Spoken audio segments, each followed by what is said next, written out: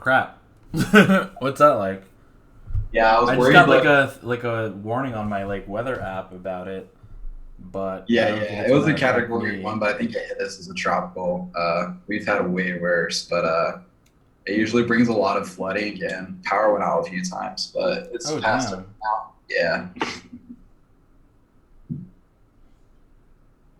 1 second. Okay. Um. Well, yeah, that's crazy. You must get what? You get them like every year?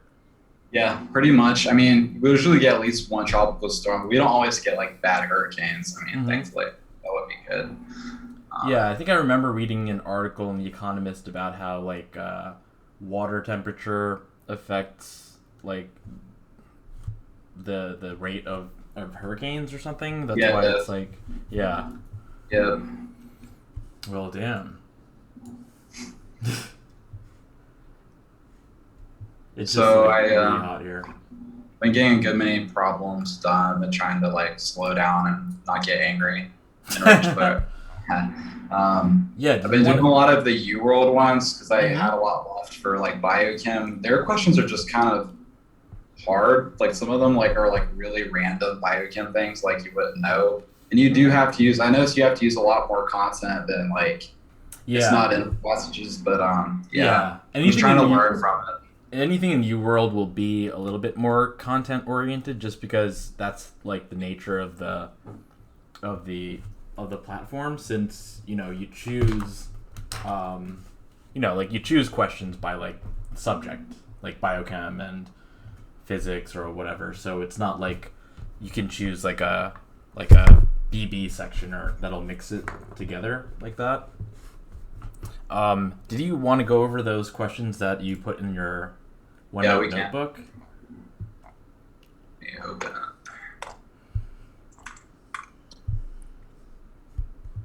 Yeah, from I'm noticing more like where my content weaknesses are now, so I think that's good. Mm-hmm.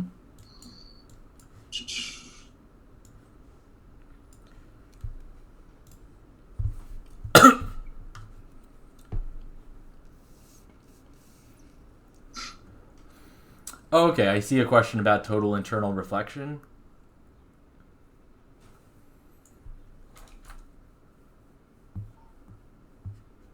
Where is that It's like the the file question with that open? passage 8.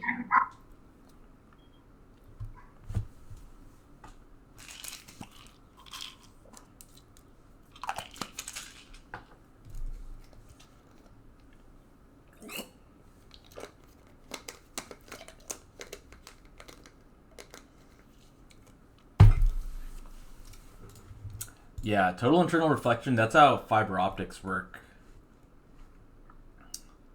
Like, I just got FiOS, like Verizon FiOS. I don't know if you have, like, you probably have something like that in your area, but not the same company. But it's like the fastest type of internet you can get. Oh, is it like the fiber optic? Yep. Yeah, I live in a pretty rural. I mean, I live near Jacksonville, Florida, but in a more rural area where they're actually. I still have DSL. They're actually installing fiber optic Really? right now. You have DSL. You don't have like a regular like broadband cable modem. Yeah, we do. Oh, okay. Yeah. Yeah, in my previous apartment, I just had like regular internet, so and I paid for like the highest or the fastest speed for regular, like not DSL, but not fiber optic, like in between. Um, and so I paid extra for like 400 megabits per second, but in this new apartment, I can get Verizon FiOS, which is fiber optics, and it's like a gig a second. Like, it's crazy. I've never had internet this fast. It's Internet is ridiculous. very, very slow and laggy. Yeah. Um, So like basically the idea of fiber optics is so like for instance like DSL or any type of other cable, it's like copper wiring, right? yeah. And that means that when electricity flows through,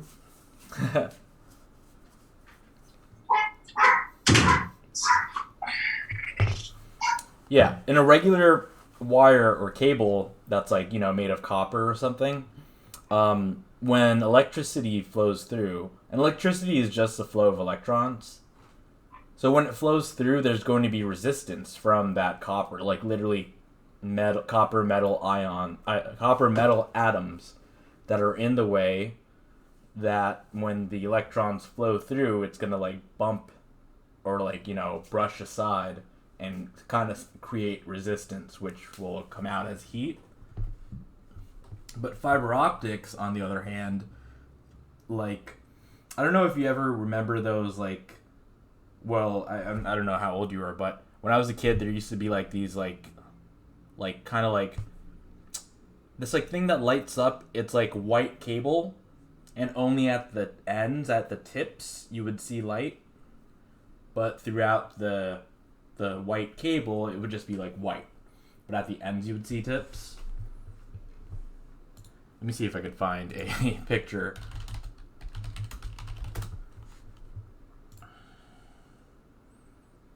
Here.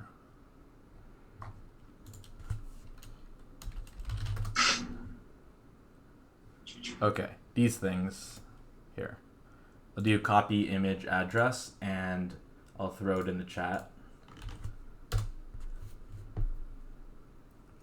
So you can click on that. Oh, I know what those are. Mm-hmm. All right. Yeah. Yeah, so that's a fiber optic cable. Essentially what happens is inside of the cable, light bounces around at a specific angle so as to create total internal reflection. So the light, instead of it escaping from the sides of the cable, it bounces and gets reflected completely within the cable until at the very end, that's when the light comes out. So if you can imagine, compared to like a copper wire where electrons are going through, brushing past copper atoms, creating resistance, you have a cable with zero resistance where it's just light instead of just electrons. So it's basically like super duper fast. I look forward to that. I didn't know how it worked. I just knew it was like, oh, yeah, if you live in a city, they're switching over to optic fiber or whatnot. Yep. So this question is talking about total internal reflection. Which one? Hold on, I'm sliding. I just opened it late. Is it the one on the far? Mm-hmm. The one with the critical angle? Yeah. Okay. Cool. Yeah. So when light goes from like a medium with a lower refractive index, like N, into something with a higher refractive index, the light ray is going to bend towards the normal. Do you know what I mean when I say that? Not too well. So when I took physics, we did cover Snell's law like briefly, but it was purely like calculations. Like I remember something about different questions, like if you had the light or whatnot, it would hit the water and something with the index. I don't really understand any of it, to be honest with you. That way. So let's say that like this pen indicates an interface between, let's say on top of it, it's like air or something with a low refractive index. Okay. And below it is like water with a higher refractive index. And a normal line is just perpendicular to this. So imagine that being the normal line. Okay. And so when light hits it and enters into that next denser medium, it's going to bend towards the perpendicular line towards the normal line. Okay.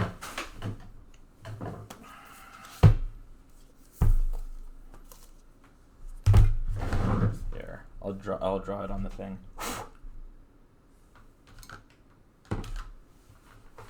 Does water have an incidence of 1, or is that something else? It's been a while since I've seen that.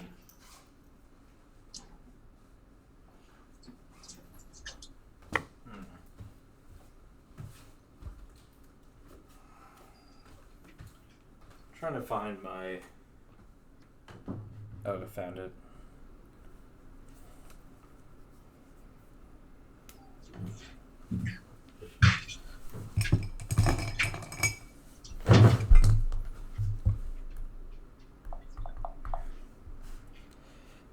Okay.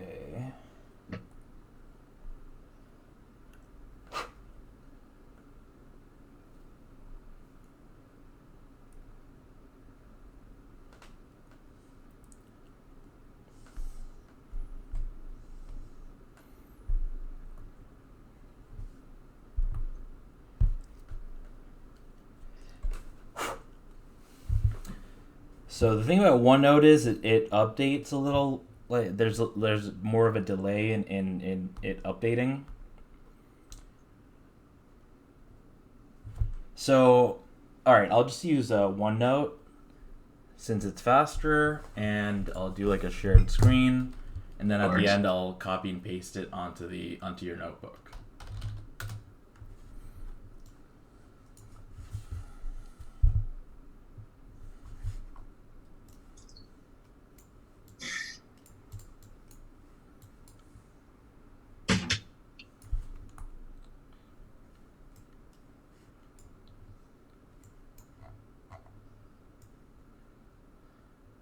Okay.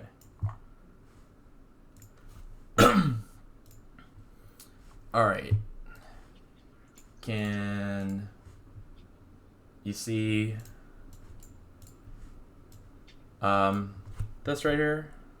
Yeah. Okay. Wait, where's the line? Okay. Okay, so here, check this out. So here, I'll erase that.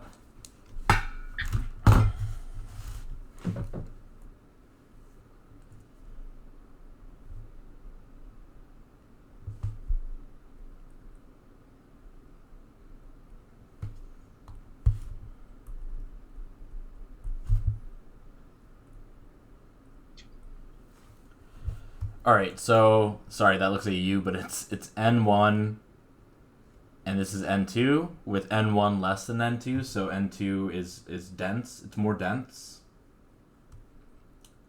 like in a denser medium. Like so, like let's just say this is like for air. This is for water.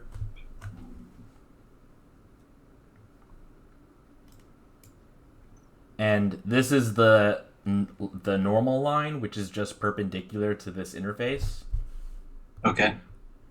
And so let's say this is a light ray that has this angle of incidence.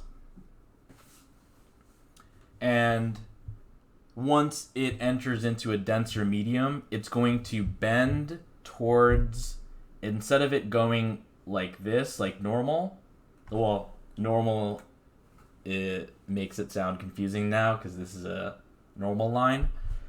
Let's say, like, it would normally just go straight, like, like that, right?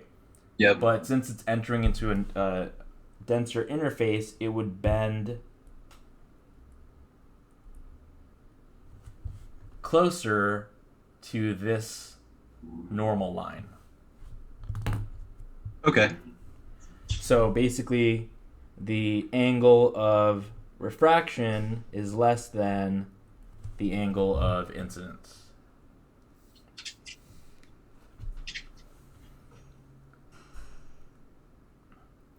Does that make sense? Yep.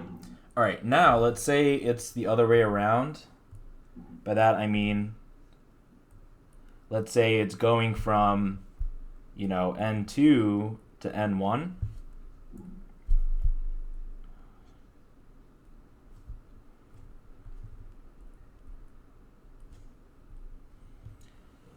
Now, there's something called, so okay, like obviously, like, it would like bend away from the normal in this case. Yeah. So, it depends at the angle at which this hits this interface. So, if it hits it at such an angle that it will be completely in line with this interface, like basically perpendicular to this normal line, I'll mark it in green. So let's say this right here. If it's completely in line with the interface, we call that the critical angle.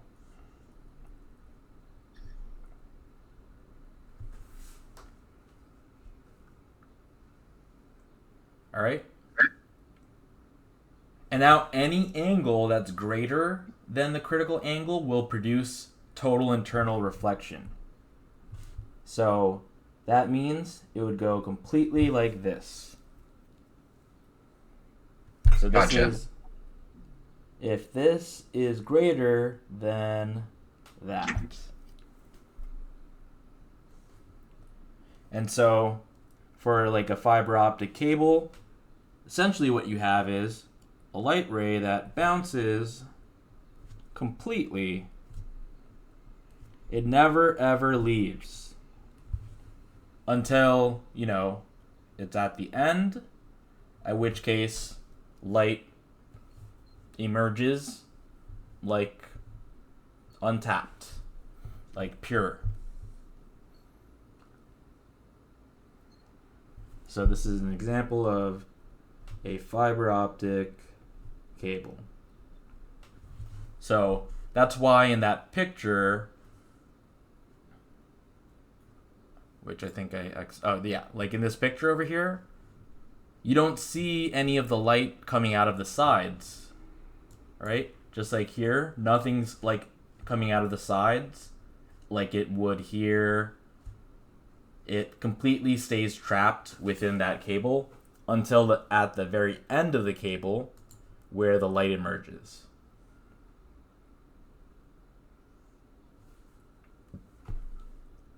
Just to clarify, so if is it the incidence angle if that's greater than the critical angle? Okay, so if the incidence angle is greater than the critical angle, then that's where you have the full... Yeah, the total internal reflection. Gotcha. Yeah. So in this question here,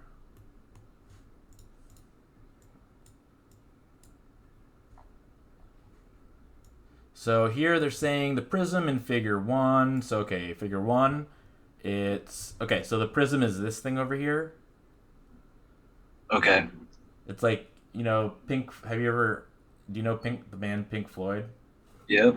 You know, The Dark Side of the Moon, the album cover for that?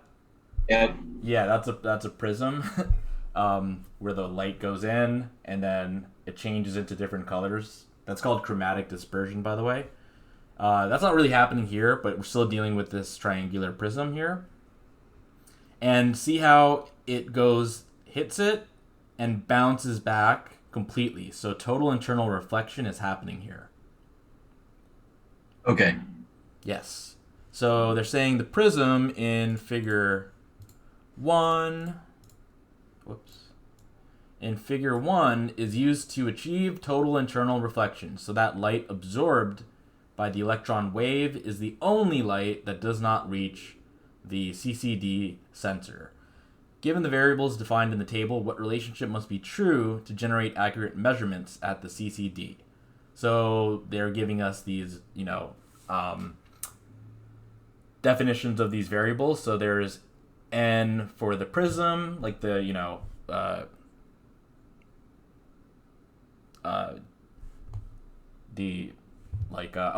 refractive index of the prism, and the refractive index of this cell, which is basically this like thing over here, right? So essentially we're just, you know, it's just like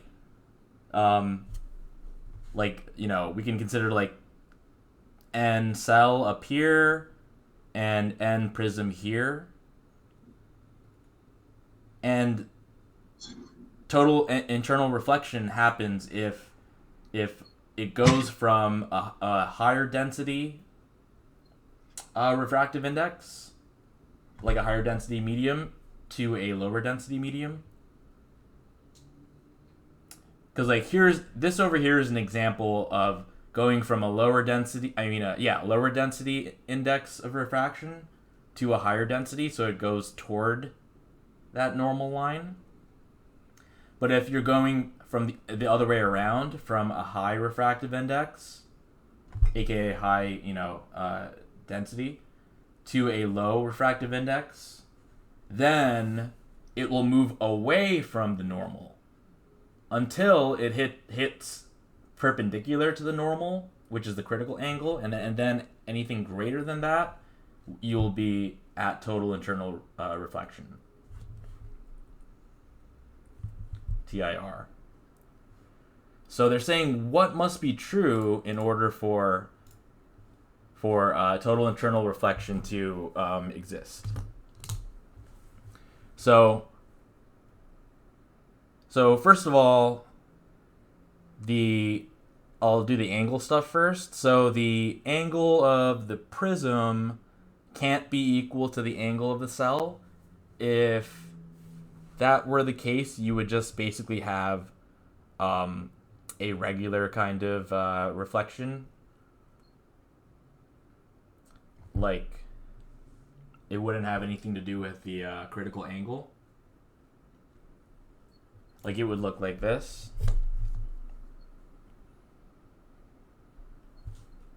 Like that line over this over here. Like Okay. it would, it would be like within the material, within the medium. So that's out. The angle of the prism greater than the angle of the cell wouldn't be true either. So yeah, if you're stuck between these two, just remember that total internal reflection can only happen if it's happening within a refractive index that's greater than the other one that you're comparing it to. Like here, like N2 is greater than N1, right?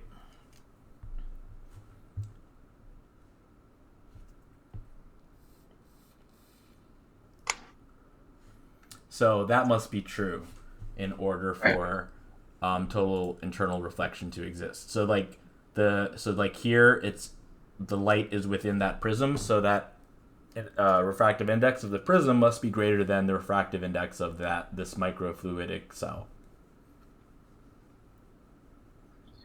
Okay, so in order for this to be true, we're saying the prism has to be greater than n cell.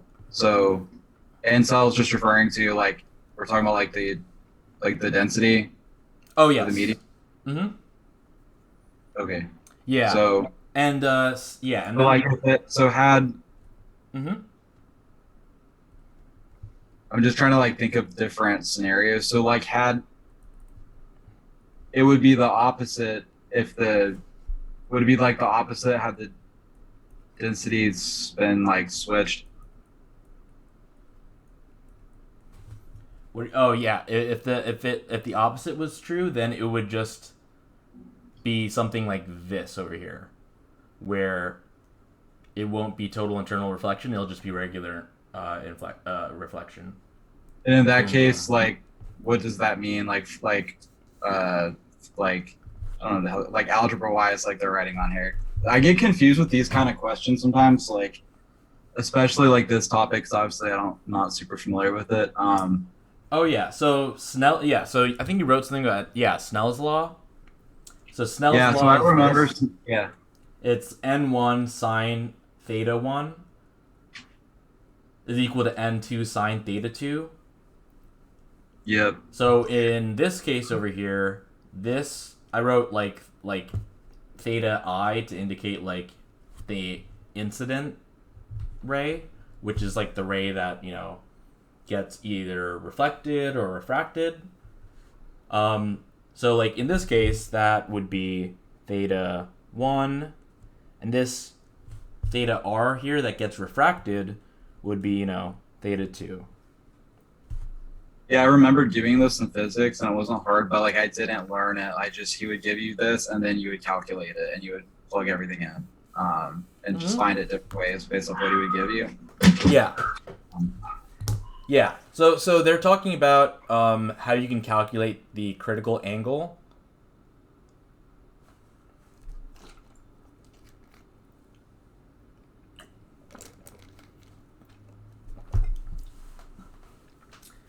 I think your mic needs to be on again.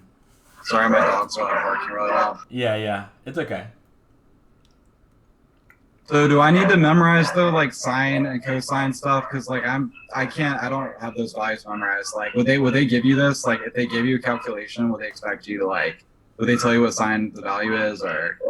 Oh, you should memorize the sine values that I told you about, like sine of 0 degrees, sine of theta, sine of 45, sine of 60, and sine of 90.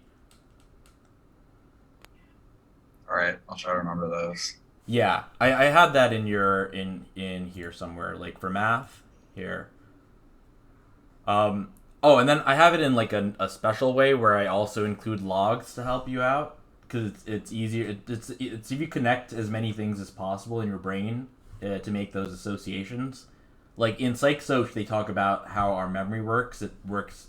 It's a semantic node, like network. Have you ever like learned that? Yeah. Like if I like tell you like a word, you're going to have associations in your brain for that word. So if you can create as many associations as possible, you're going to like have a much easier time memorizing things. It won't even be memorizing; it'll just be like things that pop up in your brain. Like so like I don't know, like mention a word, any word. I think of really things. I don't know. You tell me. No, you tell me, and then I'll just give you associations.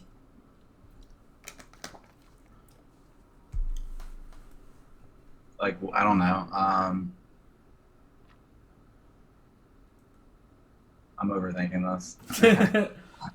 I was trying to think of something psychology related. I don't know. Like self-fulfilling prophecy, right? Okay, so you can think of that as like maybe like fate, but also something that you can control. You can think of prophecy, which is something that's in religion. You can think of a prophet, which is somebody that foretells a prophecy. You can talk about profit as in like the money that you make, which is just the revenue minus the costs. You can talk about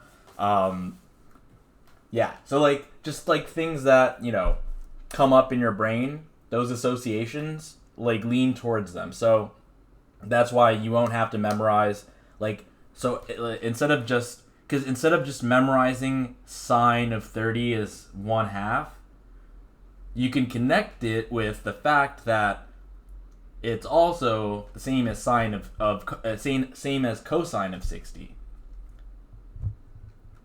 Like it's because if I go into like sine and cosine over here, like let's say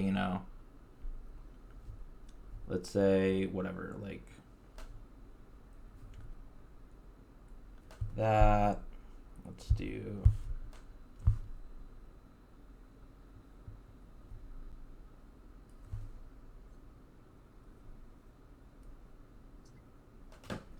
so like this is cosine of whatever theta.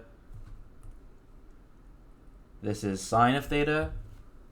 They're essentially the same thing. They're just out of phase by 90 degrees. So, this over here is 90 degrees. So if we zoom in on this, right? This is 0 degrees. So at 0 degrees, the cosine value is 1, and the sine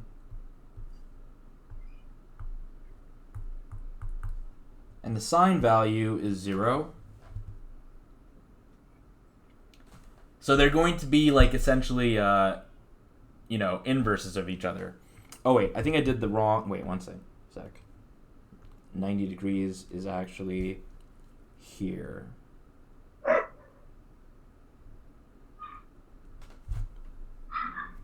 So at 90 degrees, the sine graph is, well, I didn't draw this really perfectly. Damn. But it's supposed to be like, here, hold on.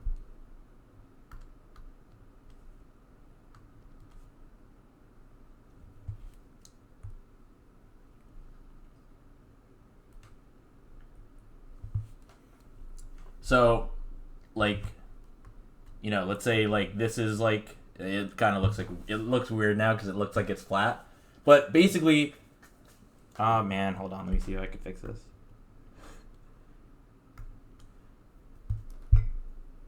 There's such a delay here. Okay, there we go. Okay, so at 0 degrees, cosine is 1, sine is 0. At 90 degrees, what sine?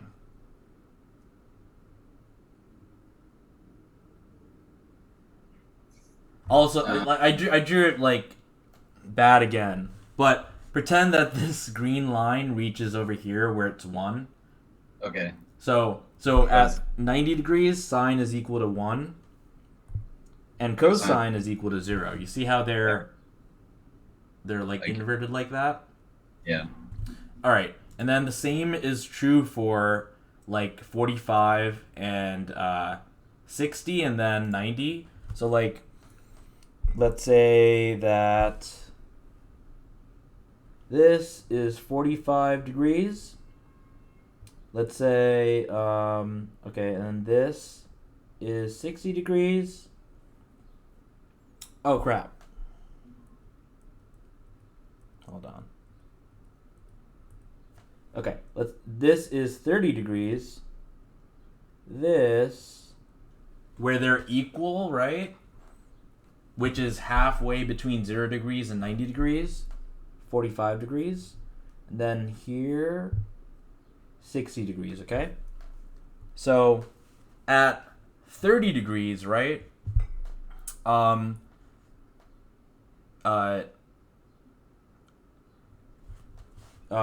Cosine will be at 0.9, and sine will be 0.5. At 45 degrees, they're both going to be the same. They're both going to be 0.7. And then at 60 degrees, it'll be just like 30 degrees, but inverted. So cosine, so sine will be 0.9, cosine will be 0.5.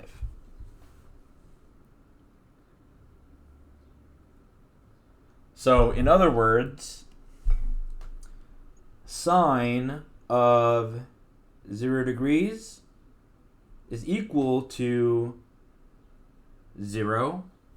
Oh, you can't see that. Is equal to 0, which is equal to cosine of 90 degrees. Right? Because at 0 degrees over here, the sine curve is at 0. And at 90 degrees, the cosine curve is at 0. Okay. And here at 30 degrees, sine of 30 degrees is 0.5, which is the same thing as cosine of this over here, 60 degrees.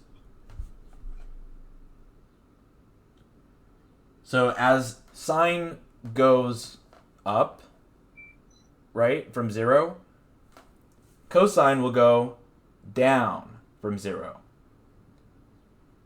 So sine going 0 to 90 will be the same as cosine going 90 to 0. Okay. So sine of 45 degrees is equal to 0.7, which is equal to, that's where they're both going to be the same because it's exactly the middle between 0 and 90. So that'll be the same as cosine of 45 degrees. And then sine of 90 degrees is going to be 1, which is the same as cosine of 0 degrees.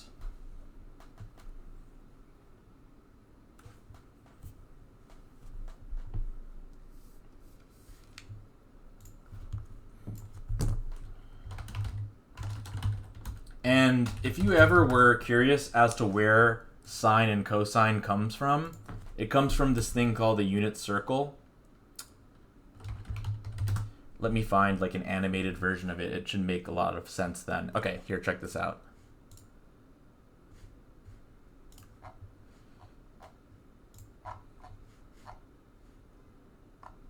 Okay, here we go. I'm going to open it in a new tab and zoom in. So check this out. The unit circle, as it rotates, it's going to create that sine curve. You see that? Mm-hmm. So, yeah, in case you were wondering where sine and cosine come from, it just comes from this unit circle. Because if you think about essentially what's happening, if you think about the unit circle only on the y-axis, right, without considering the x-axis, it's basically just something that oscillates like up and then down, like this.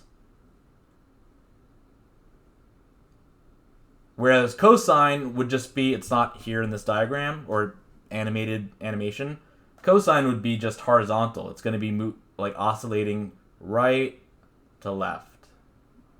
So, yeah. So in case you were wondering like where all that comes from, here, this one is even better. Here, you can see that, right? Yeah. So you see how cosine is essentially just this horizontal component oscillating back and forth, and how sine is the vertical component oscillating back and forth.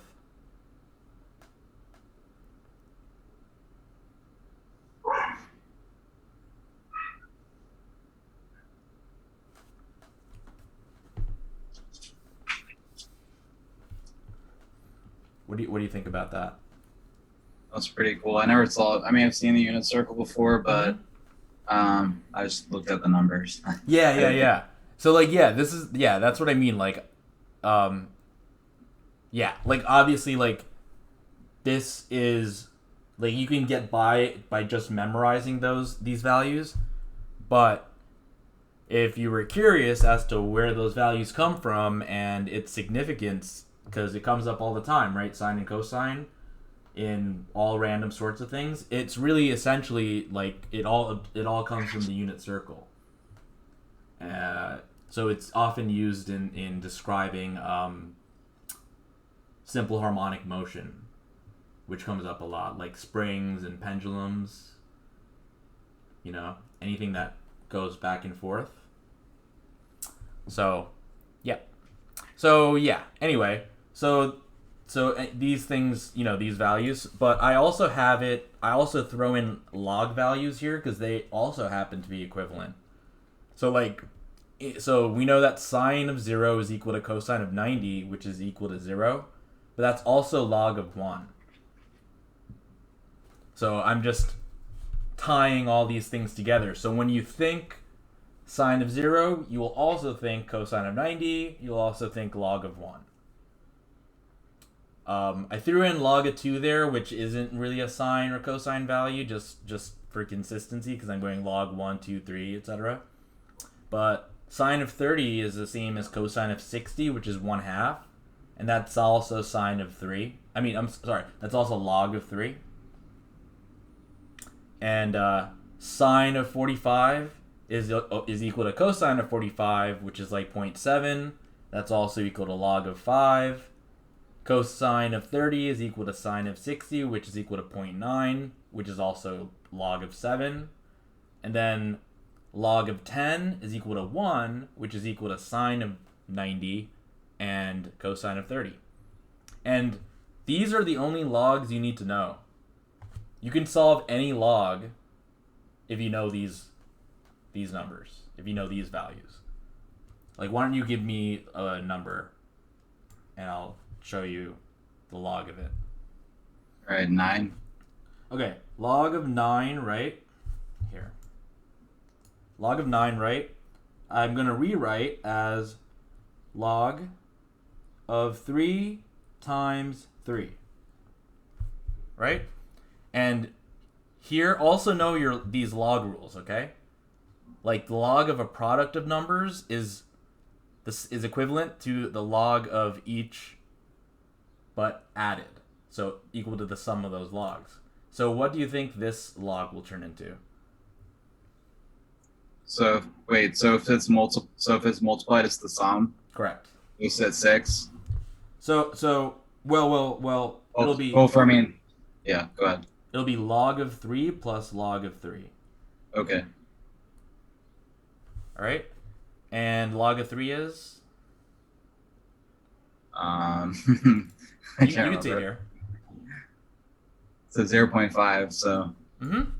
so you'll add 0.5 and 0.5, and that will give you the log of 9. Which is 1, right? Cool. Okay.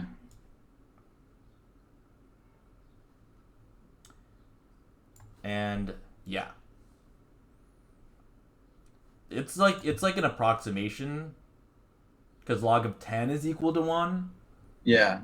but that's essentially, how you would do that. Okay. Cool. You could also do it like this. Log of 3 to the second power.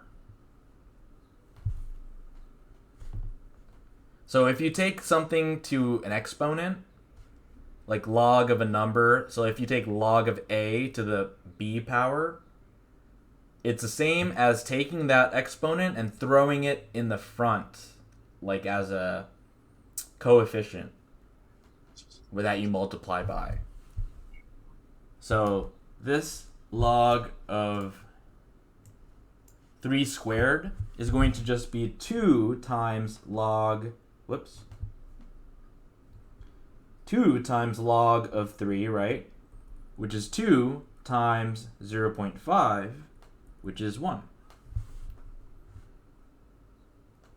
All right? And I don't know if you've really checked these out, but I talk about why you use logarithms. If you ever wanted to wonder why. It comes up in, I think I showed you, I used to do COVID research, so worldometer, for example, for COVID rates, these are this would be a linear graph, right? And then they give you an option of making it logarithmic. So what's the point of it being logarithmic? It's if this linear number what wasn't this is pretty steady, so I mean that's fine. Maybe something like this, or maybe basically if you it comes up in decibels, for instance, right? That's what we use to measure loudness, or pH, right? So this is an example that I use for loudness. So the y-axis indicates the sound intensity, and the x-axis is the perceived loudness, aka what we perceive in our ears. And since we can't, your dogs can hear a much wider range of sounds, but the human ear can, I believe that it's I think it's 20,000 hertz or something like that. But essentially, we can only, there's a small, narrow range that we can actually perceive. So if there's a huge, so I indicate, so this is the curve. So this is a huge variation in green over here over this small, narrow range. And so it's too, so this is the linear version of this graph. So if you were to make this as a logarithm, it would just be this kind of straight line. So that's why we can do decibels, whereas if we did in terms of hertz and stuff like that, it'll change too much in too small of a range. So that's kind of an example. So I say that, what did I say? I say we use logs to describe numbers that vary by large amounts in a small range. I said, remember when I said logs are the inverse of exponents? Here's what I mean. So if this is the line of y is equal to x, and let's say this is an exponent, which is 2 to the x power, the inverse of any, so basically, graphically speaking, like on a graph, because, you know, it may help to look at things visually. I think it actually helps, like, tremendously to see things visually on a graph. The inverse of something is just what it is reflected across the line of y is equal to x. So this 2 to the x power, the inverse of it would be reflected across this y is equal to x line to give you this. I wrote it in like this gold whatever color. So this over here is log base 2 of x. So see how they're just reflections over the line y is equal to x? So that's what I mean by they're inverses of exponents. So in other words, it's a way to take real life data that's a curve and to make it into a line so it's easier for us to conceptualize. So like if you have the addition of a log unit, like from let's say 9 to 10, or like for instance like pH of 9 to pH of 10, right? It's a 10 times, you know, if you increase by 1 log unit, it is an increase by a factor of 10. Gotcha. Yeah, I learned that like reading graphs, but I didn't really understand why. It's just that comes up a lot on the MCAT. Oh yeah. Like reading graphs, but yeah. Yeah, looking at knowing things. So yeah, I have like, you know, memorize this stuff, use fractions whenever you can, and you know, I have other stuff about logs here. I have like, you know, try these problems, but you know, you can try them on your own time.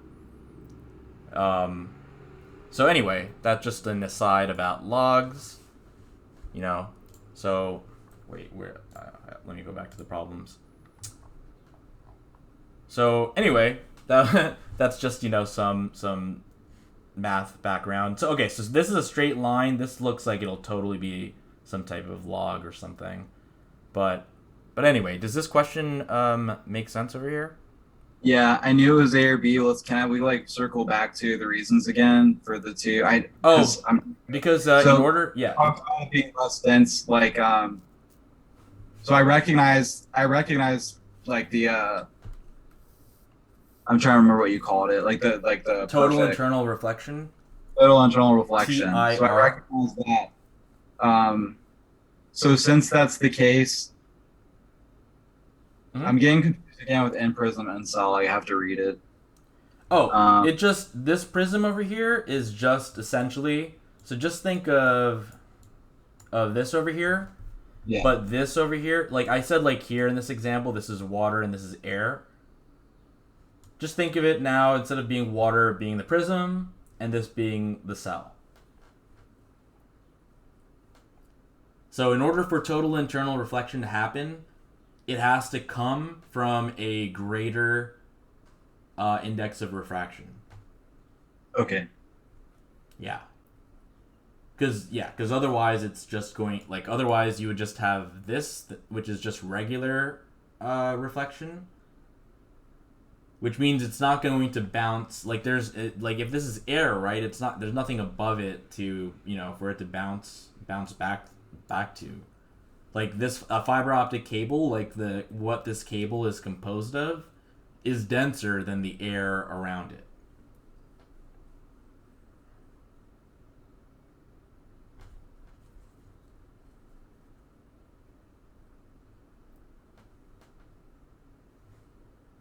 Kind of makes sense? Yeah, can you scroll back up to the question again? Or like the visual. All right, so we have our light source. I see like prism bounces off, or the like light source bounces off the microfluid cell, hits the mirror. So yeah, all I read here is just total internal reflection. So I know right away that where the light is coming from is going to be from a denser medium than the whatever is on the other side. Okay. Yeah. But yep. Yeah, I haven't seen CCDs. that come up a lot. Like, it's just one of those topics like I didn't spend very much time on, like even learning it. Mm-hmm. Yeah. And so like this is Snell's law. So if you ever wanted to like solve for something, right? Like if you wanted to solve for like um the angle, right? Like, Yeah. let's say I wanted to solve for theta 2. Yeah. Would you divide by into sine? Oh So, wait. yeah, so let's divide by n2 first. So we get n1 over n2 sine of theta 1 is equal to sine of theta 2. And so you would do inverse sine, which is also called arc sine. In your calculator, it looks like this, sine to the negative 1. Oh yeah, I remember that. Yep. Yeah. So that's just, But they won't make us calculate that on the MCAT, I don't think, right? no. Not like an actual, yeah, not an actual calculation, but what like would know is that if n1 is so here n2 is greater than n1, right? Mm-hmm. So for any number, if the denominator is greater than the numerator, that number is going to be less than 1. So if it helps to plug in numbers, try that. So like, let's say n2 is equal to 3, n1 is equal to 1, 1 over 3 is like 0.33, less than 1, right? Yeah. Okay. Okay. Yeah. So And wasn't there if something about the I don't know if it's the angle or instant, something about it being more than or less than one means something. I just don't remember. Oh yeah. Well, basically you can't. So like how this sine and cosine and stuff they start at 0 degrees. Yeah. So you can't have it a negative degree.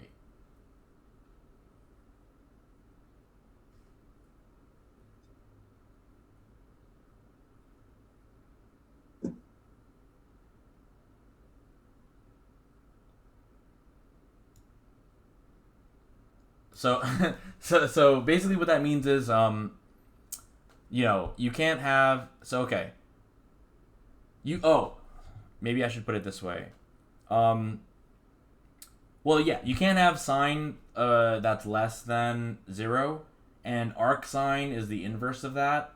So that would be for the number that's greater than 1. But you don't actually you don't need to really know that. Okay. Yeah. But like yeah, if you needed to, but like yeah, you should know Snell's law. I think there's like a C there somewhere. I may be wrong, but yeah. I've No. seen it like one or two times come up. Like I think I've only seen it come up once in the AMC stuff. Like Mm-hmm. you had to do something with a formula or something. Like it wasn't anything you had to calculate. Yeah, yeah. All right. Yeah. So yeah, most of the time you're going to have these types of conceptual things, but yeah, expect anything in this type of area because I see stuff like this dealing with light and photons and stuff all the time, which I'm really into, but I know a lot of people aren't. Oh. I was telling my other student that like some of the first research I ever did, like when I was like 16, was on lasers. Did you know laser is an acronym? No. It stands for light amplification by stimulated emission of radiation. It's a mouthful. Yeah, that's why they call it a laser. Yep. Yeah, they're really freaking cool. Because basically, what it is, like, if you wanted to know, is something like this. These two ends are mirrors, and this thing in between is a crystal. It can be made out of like a ruby or a quartz or something like that. And essentially, you essentially you could put like an electric like current through it to cause the the atoms of the crystal, the electrons of the crystal, to get excited, to go from a ground state to an excited state. And since these are mirrors, right? Here, I'll do blue. So like, let's say, like, okay, so like here, this electron goes to an excited state, right? And when it goes, like, so like the idea, this is an important idea actually. So like, whatever, nucleus, an electron over here. No, that was bad. Jeez, there's such a delay here. Whatever. Oh, I could have just done that. So whatever. Here's an electron. Right? So if a photon hits it, right? At a correct frequency or, energy level. This is like the basics of quantum mechanics. This is like the ground state. This is the excited state. So it will absorb that photon and cause an electron to go from its ground state to its excited state.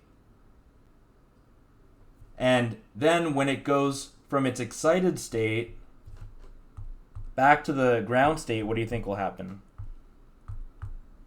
I have to write my formula down. Hold on. So don't worry about formulas. Just think conceptually. Yeah, I know, but I have to like see it to like know which way they're going. So right. Think about this. Think about something that makes you really nervous. It's a photon's emitted, right? There you go. So a photon of an equivalent. So as it goes back to its ground state, it'll shoot out a photon, right? Yep. So okay, if we put a current through this ruby whatever crystal over here, it'll cause it to go to its excited state, right? And then as it goes back down to its ground state, it'll shoot off a photon, this guy, which will hit this mirror and bounce back, and the photon will cause more electrons in that ruby quartz or whatever crystal to go to its excited state, and then as it goes back to its ground state, it'll release another photon. We call it, you don't need to know this, population inversion, where you basically have a ton of electrons up there in that excited state. That's the population inversion, like a population of electrons being inverted. And then when it goes back down, it'll shoot off photons. So the photons will bounce back and forth. There's a little tiny hole here. And that's the only way, because remember, this is a mirror. But that hole is the only way for the photons to escape. So it goes out of that hole in a straight line. So unlike a flashlight, which is diffuse, and because light has a tendency to spread out, since it has such a narrow little like aperture or hole, the light that shoots out is going to be in a straight line. Okay. We call it collimated. But anyway, I love lasers. They're cool. So yeah. So, jeez.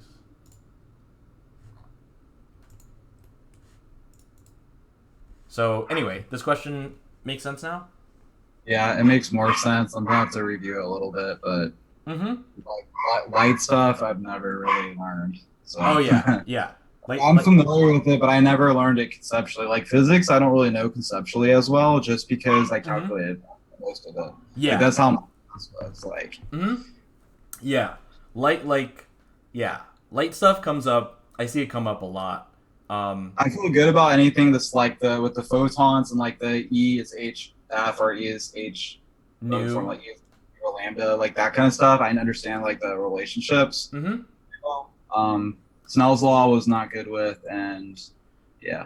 So it has to be an equivalent. So what about a work function? That also comes up. What do you mean work function?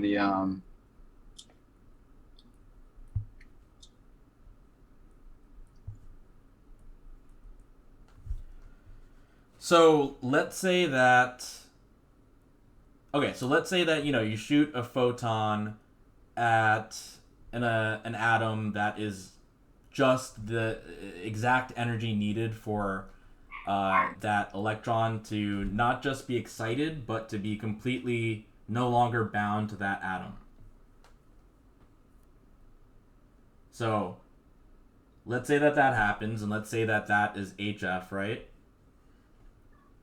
Okay. Or rather, sorry. So here. So this over here is the work function. And what it means is it's the energy required to cause an electron to be unbound. So it's just loose. Now, if you shoot a photon with an energy that is greater than the work function, that energy has to go someplace, right?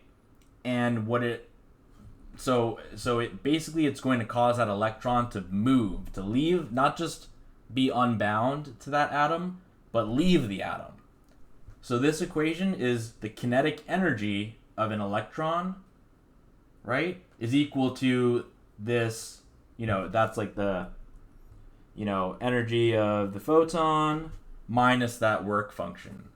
So basically if that the work function, which is just what's required to, cause, cause it to ionize, essentially, like ionization energy. If the photon is greater than, if the photon's energy is greater than that, that excess energy is going to cause the electron to leave. Wait, so what do you mean leave? Higher than, I'm thinking of in terms of you go from ground state to excited state. Yeah. Now let's say that it's moving not just from the ground state, but to and not just from a ground state or whatever to a previously excited state to its highest possible excited state and surpasses that, then it's no longer going to be bound to that atom. Okay. It's going to be loose. So that's really high energy, or? Oh yeah, it'll be higher than. Okay. Yeah, that's cool. I didn't know that formula. I never seen that before. That makes sense though. Mm-hmm. Yeah, I've seen this come up on AAMC stuff, so that's good to know. So if HF, or I don't know if I'm saying that right. Yep. HF is greater than the work function, yes, then it's going to go way high in energy. It's going to be so high in energy that so if it's just HF, it'll go to whatever excited state. If the energy of the photon is equivalent to the work function, it's going to be no longer bound to that atom. It'll be loose. So this is basically equivalent to the ionization energy. Okay. Now, if it's greater than the ionization energy, not only will it be loose, it'll be kicked and moving someplace else.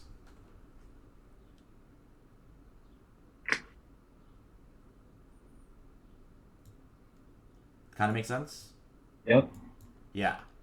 I don't want to go off into another tangent, but maybe an example could be a fission bomb, but that yeah. That involves neutrons and stuff. So, and the strong force and things like that. If you ever wanted to know, I'll tell you. But we can move on. So let's see this one. Let's see. In a second experiment, researchers replaced the CCD with a single photodiode. If the surface of the photodiode is much smaller than the CCD, what modification is necessary to maximize the light registered by the photodiode? Yeah, so I'm reading this kind of question. I'm like, what is all this crap? Okay, so check this out, right? So this photodiode thing, I think it's the CCD sensor right here. Yeah, the CCD over here. So let's say they change it to something that is bigger, wider. Right? So basically we're think about essentially the density of light. Think of like number of photons per area. So, like, honestly, like, a good example is, like, right now, summer, right? So, is in the summertime, right, it gets hotter for the northern hemisphere. Is it because a lot of people mistakenly believe that's because we're closer to the sun? But we're actually further from the sun. But what happens is, since the Earth, so the Earth, right? Let's say that's the Earth and this is the sun.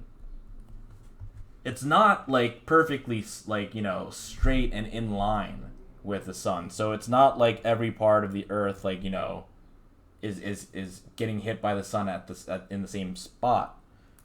The Earth is actually, tilted, right? Like this line indicates that it revolves, like, about that axis. So, like, let's say, this is the sun, and we're on the northern hemisphere, right? So let's say this is you, in Florida, okay? And in the summertime, we're angled toward the sun. So the sun's rays, as it hits us, since we're angled towards it, at that little spot over here, there's going to be a greater amount of photons per surface area, aka denser. So that's why it feels hot. Since the southern hemisphere is tilted away from the sun, when it's summer in the northern hemisphere, it's winter in the southern hemisphere. All right? So, Gotcha. Yeah. Remember how I said it's good to think of things in terms of ratios? This is an example. Because you can think of this as like a light density. Yeah. So here they're just saying that if the surface... So they're changing the photodiode into something that's... Wait. Oh, they change it... Oh, I see. Okay. So they change it to something smaller, right? So that whatever... Density is going to be greater. So they're saying what modification is necessary to maximize the light. Okay, I see. So it's going to be so small in this case. So see how this CCD sensor, like, it catches all of the light? Yeah. So if we change it to something that's smaller, right?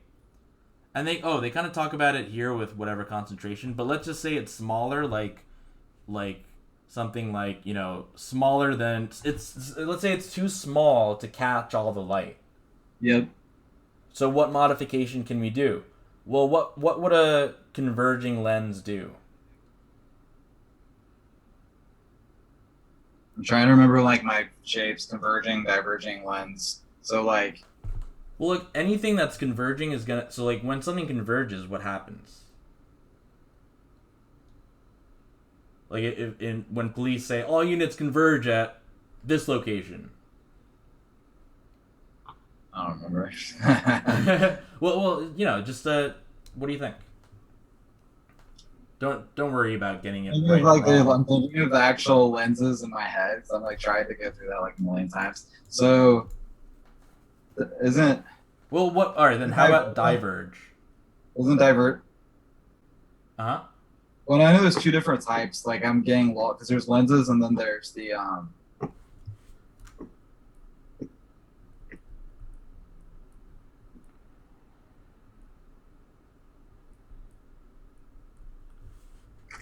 So, which one do you think involves... Which one do you think is convergence, and which one is divergence? Divergence is the right one, right? And isn't it going away from divergence? Yeah, there you go. Yeah. And so this is convergence, right? Yep. So, like, if police say, like, oh, we found the bad guy, all units converge at 46 in Lexington or whatever, that means all police units will go to that location. So a converging lens means that the rays light rays will get closer and meet. Yeah, that makes sense. I was thinking of diverging as far as like from evolution, as far as like Yeah. ancestry. See, Yeah, good. yeah. That's how I want you to think. Cool. Yeah, I just couldn't remember. Like, I know there's the different types of the optics. Like, there's differences with like the thin lens equation, like the lens, and then there's the other thing. I Yeah. don't know. So don't worry too much. Like when you see, yeah, don't worry too much about like. So when you're asked something, like, don't think, oh, this is physics. I don't really know physics that well. I'm not comfortable with physics, so I'm gonna block the part of my brain that tells me what a diverging lens is because I don't remember like a formula. Think, okay, divergence. In evolution, it means that things separate. It must be the same in everything else. And it is. Yeah. Otherwise, it would be called something, not that, right? Like, for instance, you're wearing glasses. I'm guessing you're nearsighted, right? Yeah.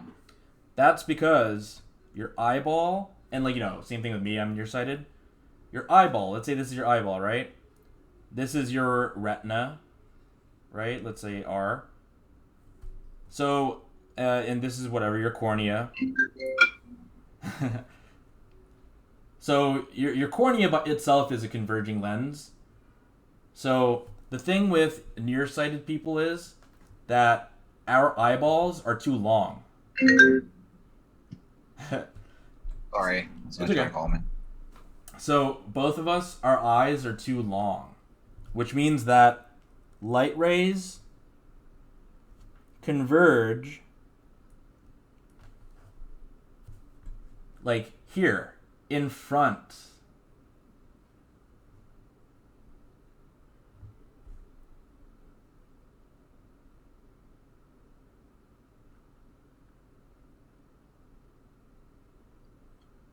All right, you ready? Yeah, sorry. It's okay. So, okay. I'm good. Okay. All right.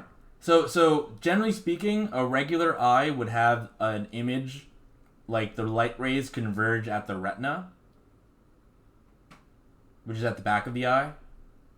Yep. But for you and me, our eyes are longer, which means that they converge in front of the retina.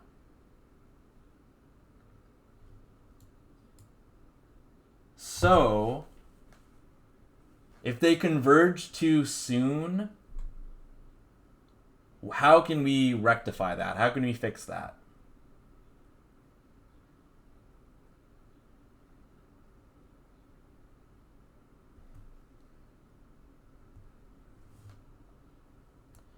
What if we throw a diverging lens in front of it? Then the light rays will diverge a little bit and then convert, and then when they hit, they will diverge, and again, remember the cornea is a converging lens, so they'll diverge before they hit the cornea, and then they'll converge later and hit your retina. So that's how our glasses work. All right. Our glasses are diverging lenses because our eyeballs are too long. That made sense. I never thought of it that way. Okay, cool. So see how I'm connecting it to all these things? So like a far-sighted person would have an eyeball that's too short.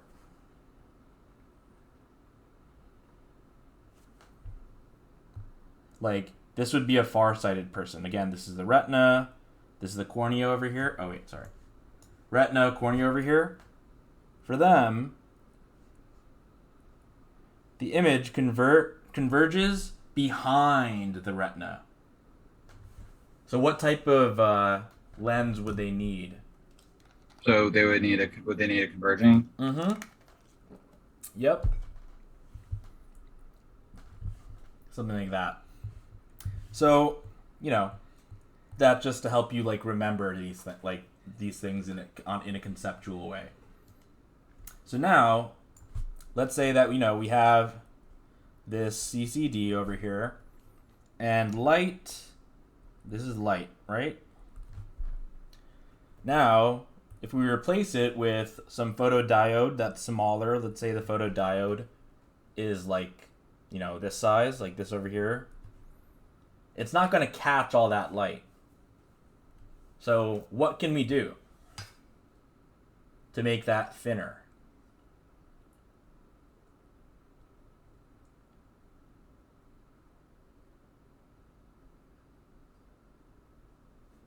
What if we add a converging lens?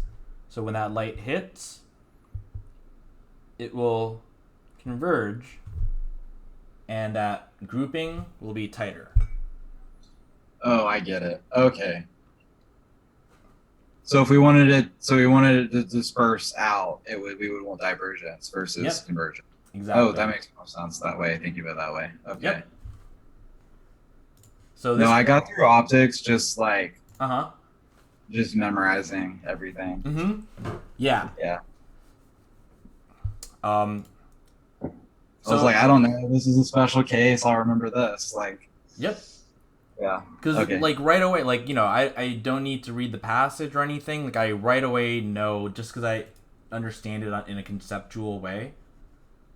Because so far we haven't, this is just if a converging lens causes it to converge, aka get closer together, it's going to be able to hit something that's smaller.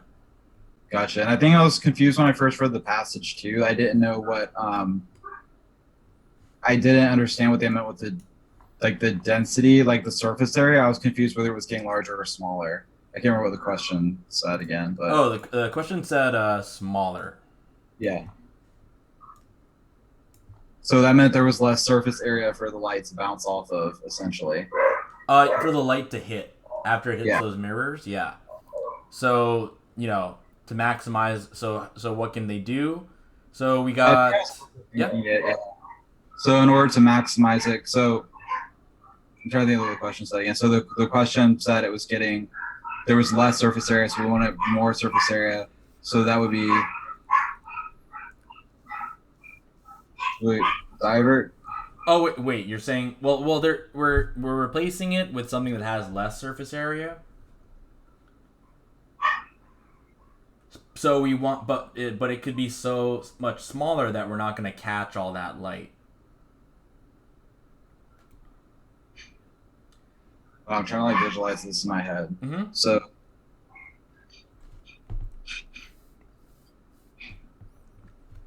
yeah, I'm confused again. Mm-hmm.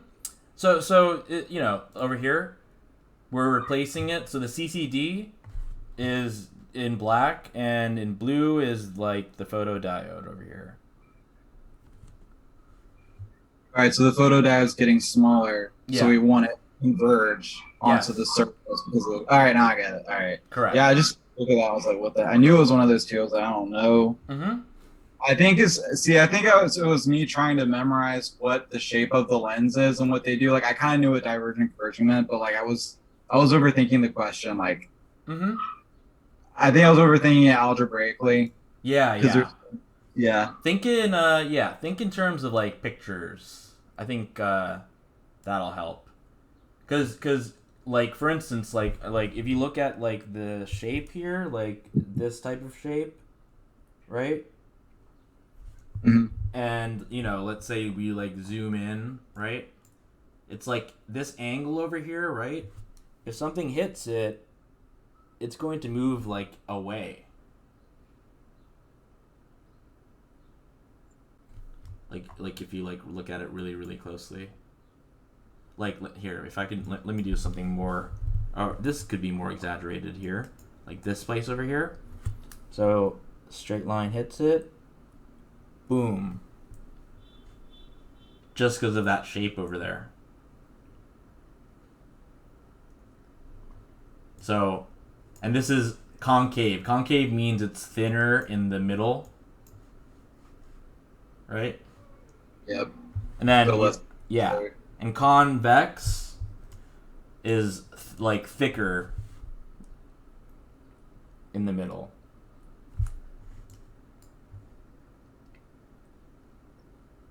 Yeah. I also think of, so I watched this show called Forge and Fire. I don't know if you've ever heard of it.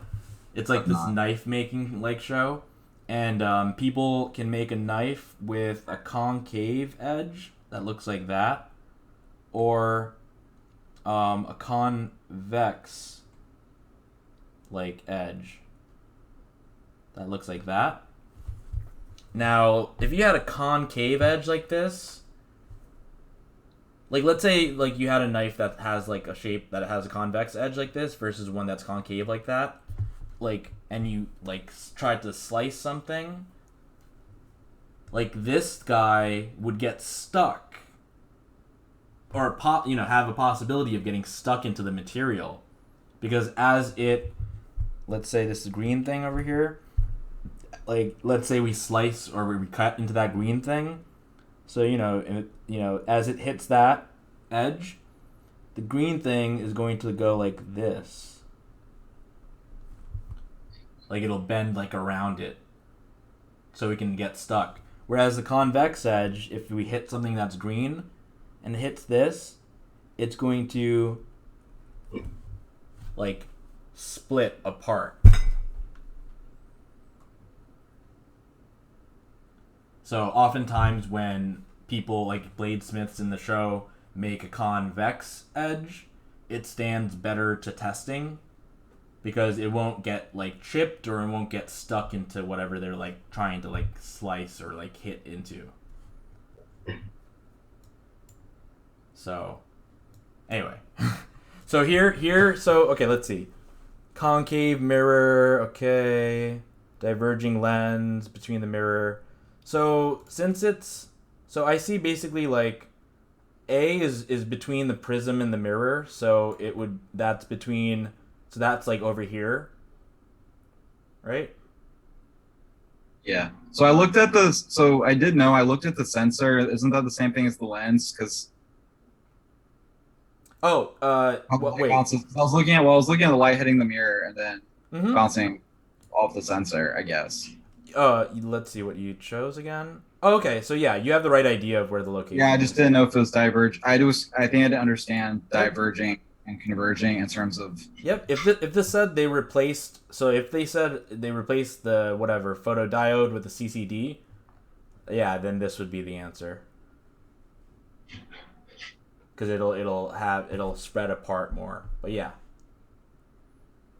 Yes, but I didn't think I didn't breathe. Mm-hmm. I didn't understand at first the question that it was getting smaller. So basically, if whatever your surface area is getting smaller, then that means you want it to be converging, I guess, where the light source is hitting it, or the lens, I should say, versus if we have more surface area, we want diverging. Mm-hmm. It's going to come more surface area, I guess. Yeah. Yeah. Because converging means it'll go towards I got it now. Point. Yeah, that's just a topic that was not. Mm-hmm.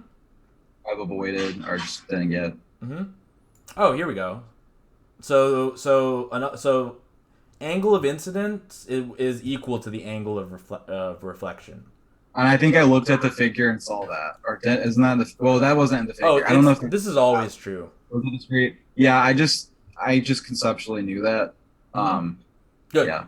Oh, you got that one. Okay, cool. Yeah, I just put it up there because I was worried I didn't. I just want to make sure that was always the case, and yeah, I don't know. I was worried. Mm-hmm.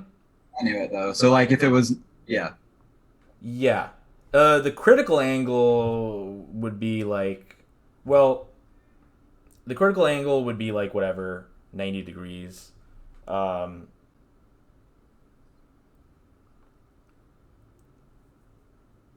But yeah, all right. Good job there. Like, okay, so if it was hitting, if they were asking for the angle of refraction, and it was going from a less dense medium to a more dense medium, it'll be closer to the normal. So 40 degrees would be like an answer choice, or would be like, a possibility for that. But yeah. Angle of incidence equals angle of reflection. So, all right, you're right there. Oh yeah, right here. Boom. Yep. Okay.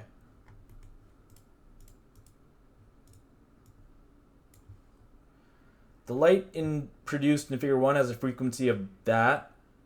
Okay. So right away, if you see frequency of light, you know it's energy. Yeah, so when I read this question, I think I was like, so here's why I got confused. I immediately thought of basically the E is HF or E is HF over lambda, or I get no, I'm sorry, E is HC over lambda or whatever. And I got confused because I was like, okay, they gave me frequency, so I know I have this. And then like wave absorbs 20% of photons. I knew I had to do something with the 20%, but I wasn't sure yet. And then it was that strikes the microfluidic cell, how much energy. So when I got to that, I was like, okay, I know we're looking for energy. And then I knew I had frequency. Yep.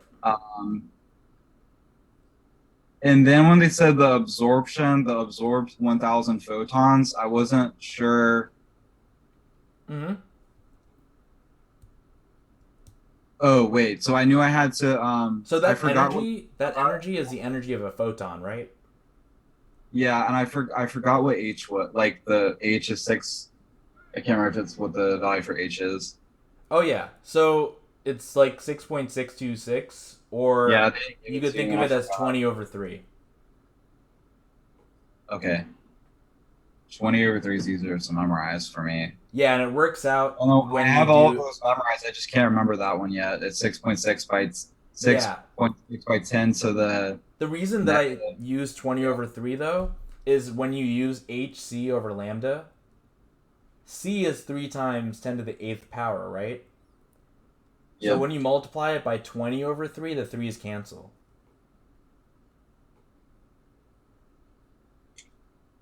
Okay, that's easier. And I was confused by in the formula. Tell me what 20% is in fraction. It's 2/10. Which is? Oh, I remember thinking this. Hold on. Simplify. 2/10. 0.20. Which is like do 2/10, but you could simplify that further. Oh, 1/5. Good. I was just thinking of decimals right away. Yeah. Yeah, decimals, not your friend. And I'm trying to get away from that. I really am. Yeah. 1 over 5. It's like when people ask me, so like usually tip is like 20%, right? If you like calculate tip, like if you order something in a restaurant, and people like, you know, they put it in the calculator, but I just tell them just divide it by 5.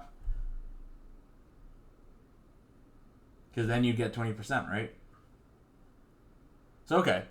So, basically, we have the frequency, which means we can solve for the energy of a single photon. And then we just multiply it by however many photons there are. In this case, it's 1,000, right? But since it only absorbs 20% of those, why don't we take 20% of 1,000? So, aka divide 1,000 by 5. So, I showed you like that way of dividing with it because I don't know, like I don't even know how to do long division actually. Like I would just do like 1,000 over 5, right? Wait, where is it? Okay, so 5 goes into 10 how many times? Twice. Okay, and then these zeros just stick around. So I've never done it that way before. I didn't think about that. Like, I mean, if I had something like 20, I mean, I can't think of an exact number. Well, like to the right of that, like I've done it, but I never thought to go all the way to the left like that, where the 10 is. Oh, like, I see. Like rounding, I know how to go down. Yeah. But I never thought of doing it that way. I was just like, yeah, because I am actually use long division as a crutch forever. Oh yeah, I don't even like remember it. I guess it would be like this. Oh no, that's the radical sign. Let's see, 5. How do you do that? Occasionally with fractions if I can't remember. You do it the same way then. You just do like this or something, and then you bring. I don't remember, something like that. but yeah, you could do it like that. So basically, essentially, we are only going to get 200. Yep. Like effectively, right? So if we get energy of the photon, right? which is HF, and we have 200 photons. Whatever we get as our answer for energy of a photon, we just multiply by 200. I guess I was confused in the problem, like how they knew to put the photons on the other side of the energy. Like I was confused because it wasn't in the formula. Oh yeah, Like, just remember that this formula is energy of a photon.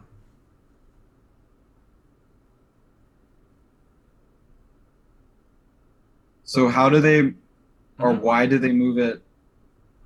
Because I know that it was like 200 times HF over. Oh yeah, it's gonna be 200 times Yeah. HF. Yep. Yeah, so I was just confused. So, Mm-hmm. oh, because they're saying energy of photon equals 200. Oh well, it'll energy of a photon is equal to HF.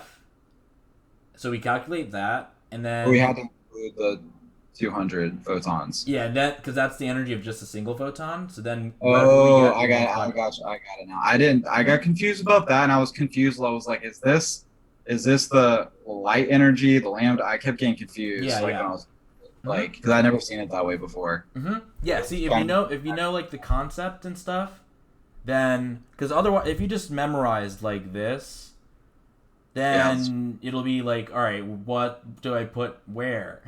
But if you remember that it's just the energy of that photon, and you have 1,000 photons and only 20% are absorbed, it's essentially the same as just the full absorption of 200 photons. And you said for H, I can plug in 20 over 3. Yeah, 20 over 3 e negative 34. Okay, I saw. I can't like. Yeah, I have a hard time remembering the negative 34. So it's 6.6 by e to the negative 34, 20 over 3 to the negative 34. Correct. All right. Yeah, I don't know why I forget that. I've remembered a lot of values, but that one I always forget for some reason. Oh yeah. Yeah, so like yeah, try to remember like the stuff that like here I say memorize, right? And then wait, in this math one, I have like other stuff to memorize. Oh, radical 2, radical 3, those are really good to memorize. Isn't that in the one, the two radical 2 GF or something for Oh something? yeah, yeah. I talk about that here. Rad 2GH. Yeah, GH. Yeah. Yeah, there's so many problems that I see like rated brutal by Next Step or some company, right? And I could just solve them using that. That this is the complete conversion of potential energy to kinetic. So yeah, these are things to I say memorize the following, and I even write it down during breaks to refer to it. Like when I take the MCAT in like that tutorial, they give you like 15 minutes for the tutorial or whatever. I use that time to like write this out, so I have that as a reference. Oh, okay. When I try to practice that, then yeah, they took it away during COVID, but it's back now. Oh yeah. Like when I took it, they didn't give you the tutorial, which sucked. They don't give you like that time period in the beginning before you start it. No, they took it away. I remember showing up like late and there was like 15 seconds left, and I sat down and was like, boom, started it because I'm always late to things. Anyway, so yeah, I have like so like things to memorize, right? Like HC is that's just doing the math for you, like 20e negative 26. But yeah, I would say to memorize these. Oh, I don't want to go off topic because we're on a different question. Just Sure. real quick. Yep. Wondering, so I got a problem one time where work was a different formula than FD cosine theta. Uh, FD cosine theta. hold on. What was it? Power's work over time. Or wait. Yep. No, there was something where it was like, I'll look for it and I'll get back with you. It was Okay. it was an easier way to multiply it across, and like you couldn't use the regular power formula or something. Uh-huh. It was something where it just went straight across. I can't remember what it was, but I'd never seen it. I'd never seen work or power expressed that way. I was confused. So okay, But work is like the work energy theorem, they're essentially equivalent, right? yeah, Okay. So if you take power and you multiply it by time, what do you get? you get work. Good. So you know how like meters or whatever, if you get your electricity bill, it's in like kilowatt hours. What's that a unit of? Say that one more time. Usually like your like electricity bill, it's gonna be The like watts. kilowatt hours. Yeah. So what's that a unit of?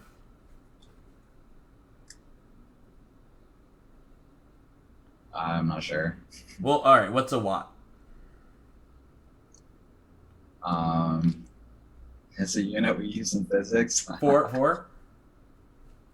Say that again. Oh, what do we use it for? Physics. Okay, it starts with a P. With V. With a P? Big. Oh, power? Yes. So if watt is a unit of power, and we multiply it by an hour, which is a unit of Time. Mm-hmm. Power multiplied by time gives you Work. Yep. Which is the same as energy, right? Okay. Yep. Make sense? Yeah. So what about this?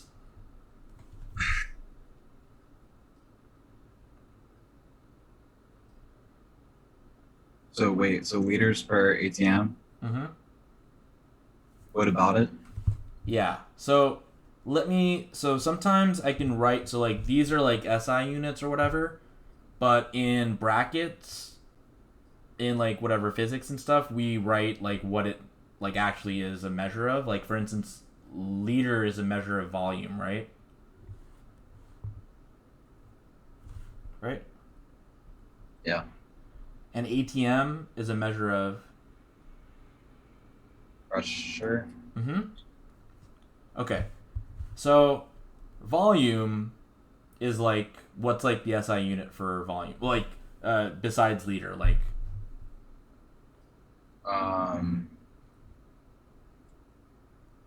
so let's say like one-dimensional motion, like from let's say point A to point B. That would be, let's say, like in meters, right? Now, two-dimensional, like, let's say it's in 2 dimensions, like this. That would be like meter here. So square meters, right? Mm-hmm. So like when you bought your apartment or house or whatever, it would be like square footage, right? Yep. Now, what about in 3 dimensions, aka volume? Because this over here is area, right? Yeah. 3 dimensions, right?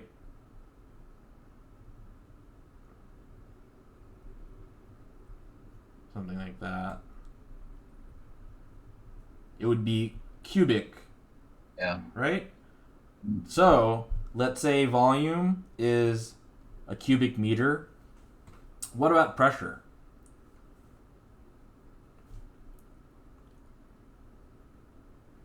That's force over area. Yep. So,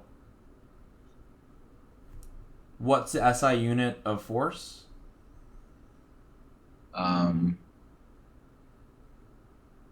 It's named after someone who had an apple fall near him.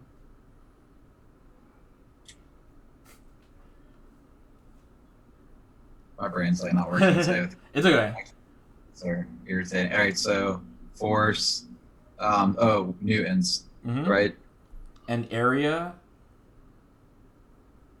Like, let's stick with like meters, but like which version? Meters. Square. Meters per second squared. Oh, sorry, area. Oh wait, yeah. Just square meters, right? Square meters, yeah.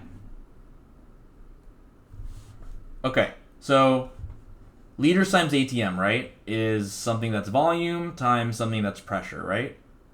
So if we say volume is in, meters, cubic meters or whatever, and pressure is in newtons per square meters, and we multiply this out, what happens? Some stuff cancels. Oh, Oh, crap. Hold on. Sorry. Okay.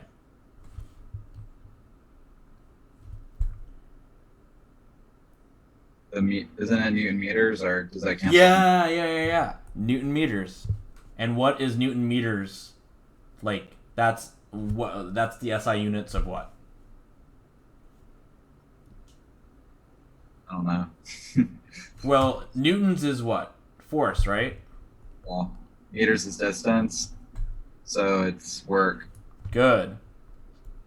Which is also?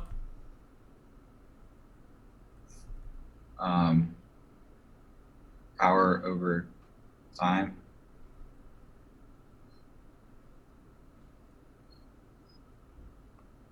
Help me finish this. I have E and N. Times time. Wait, so work? No, so work is also energy, right? Yeah. Yep. So liters times ATM is a unit of energy.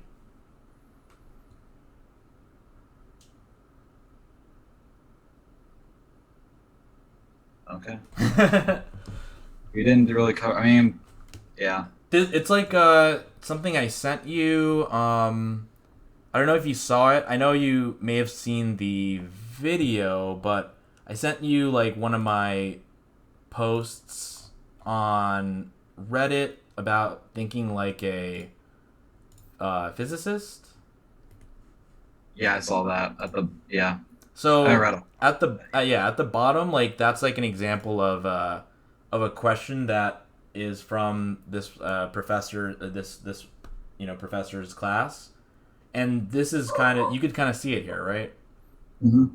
So this is how he had us learn, and it's awesome because it's just like, imagine you have mass m, a length h, a velocity v, and an acceleration g. What combinations can you make that will have units of time, force, and energy? So this is just to basically help you become very flexible and comfortable with these units.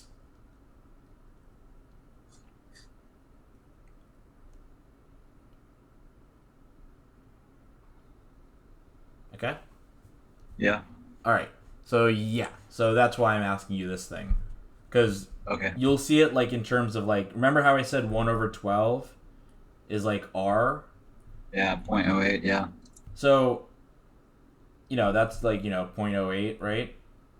But there's R can also be 8 point, like, was it like 3.1 or something or whatever? It was like That's 8 true. point something or something.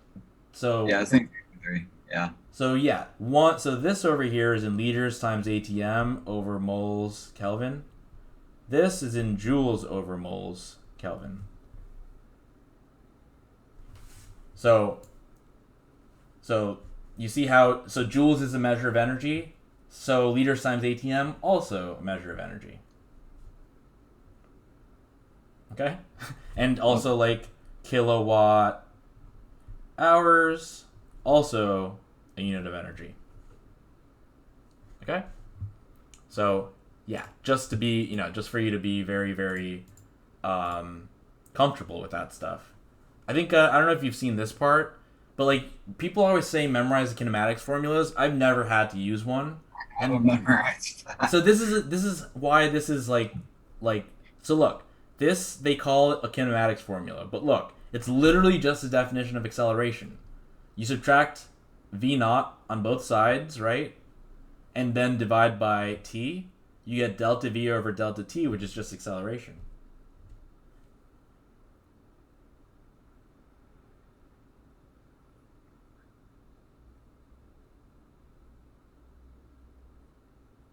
So I don't know why they have people like memorize this when it's better to just be like comfortable with, because it's just another way to write, acceleration.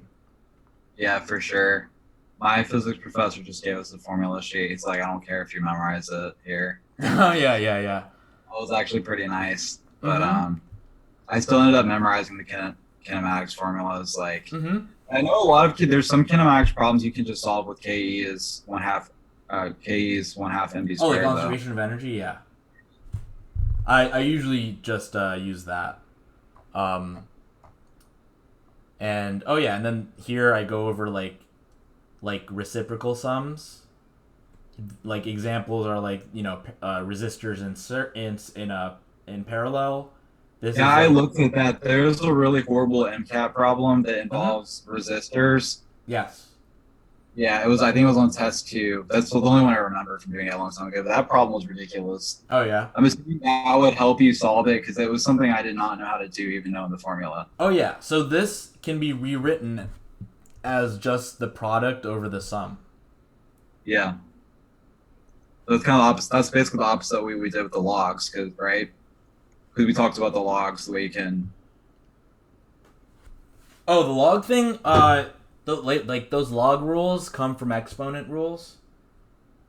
Like if we had like, let's say, oh no, I probably have it in like this thing about in one of my things about math. Not that one. Yeah, exponent rules. Like if you have x to the power of a times x to the power of b, it's the same as x to the power of the sum of the two.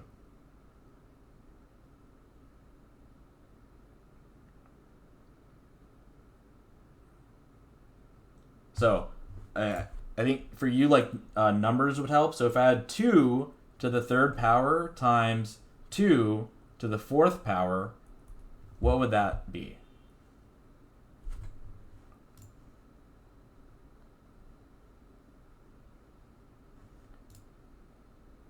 Um, So what do we do with these guys? you add them right. Correct. So it'll be 2 to the seventh power.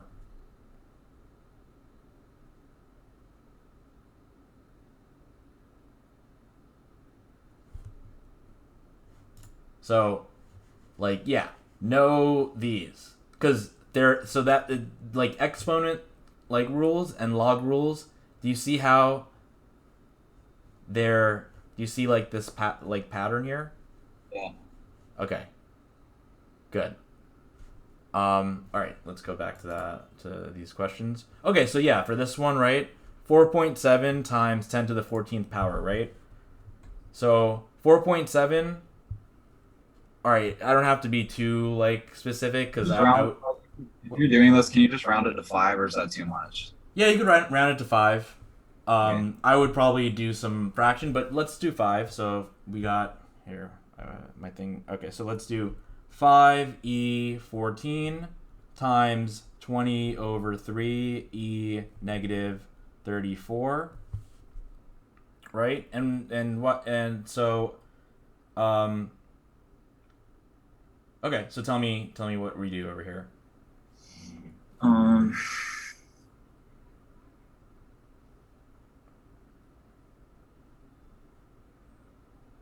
What, why don't I throw in the, because we're gonna multiply by 200 anyway, right?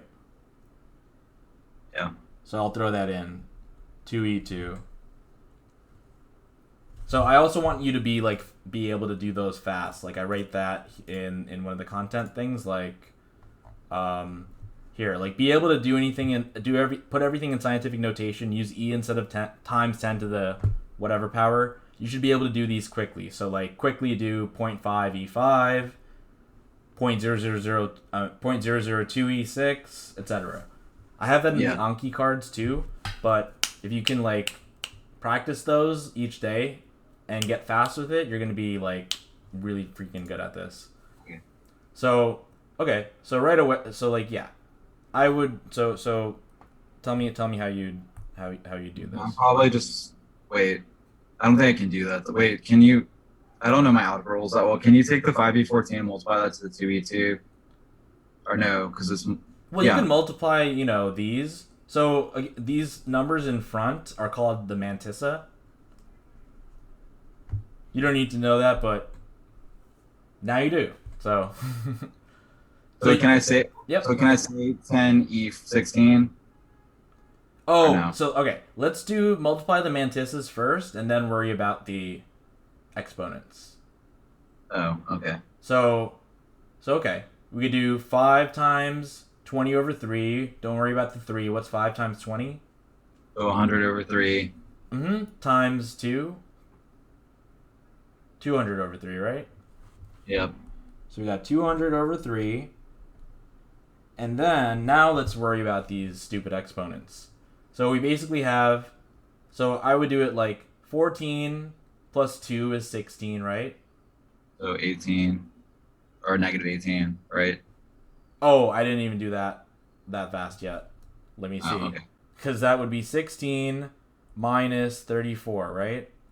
Yeah. So I know that if it was minus 32, it would be negative 16.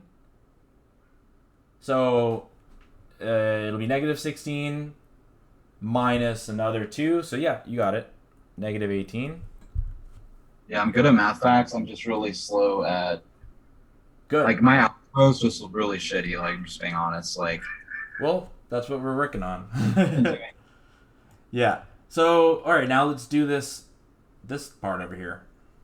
So when you're setting up a problem like this, do you always do this? You convert it to the scientific notation like that or fraction when you can, and then you save the numbers, the scientific notation numbers at the end, like yeah, because 14 minus 34, that's not that easy. Like, it's like in my head, I'm trying to do all of it at one time, and that's not. Yeah, I would say do the multiply the mantises first, get that, and then do this crap. Yeah, that's a lot easier because, like I said, I just get overwhelmed. All right, that's easy. Yep. So I have a hard time with things like 20 over 3, like mentally in my head, like. So let's do it exactly how we did, this guy over here. Right? So let's do 3 goes into 20. How many times? Like, I would probably round it. I mean, you could round it up, I guess, to Tutor 10. I mean, whatever. We'll do it your way. Yeah, you could do it. So, like, 3 goes into 20. I just know it goes into, like, 6 times, but it's more than that, though. Yeah. Okay, good. So it goes in 6 times, and we have 2 left. So I'll throw that there. So that's 20. So then 3 goes into that 6 times as well. And, there's going to be a remainder 2. We don't have to worry too much about it, but if you wanted to know, it'll be 2 over 3. So like 66, 2 2/3, but we can leave it at 66, right? So we got 66 e negative 18. And scientific notation. I think you're frozen. Am I? Oh, you're just very still. I'm Okay. looking in. I need classes probably soon. So, okay. And now 66. So we want that in scientific notation. So I do this by saying left subtract, right add.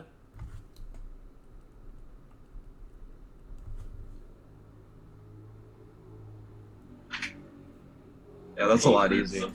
Yeah, hold on. That's a lot easier. Yeah, so let's see. Yeah, I don't know why I never did it that way. I try to do it with. Well, like, most people don't. I mean, like if you look at I the answer the answer explanation, they're still doing it like 6.6 times 4.7. How do they expect you to do that?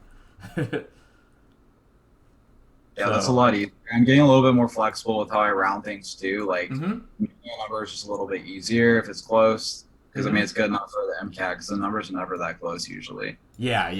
You don't have to be crazy like me because I would do like 4 7/10, which is 47 over 10.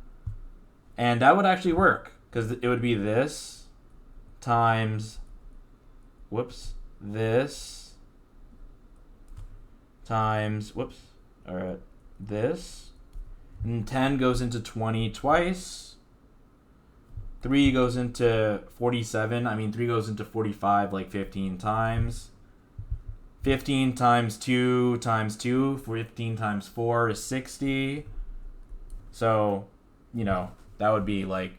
that would give me whatever, 60 or 6.0 e whatever, negative 17. And, take into account the remainder here, so it'll be a little bigger.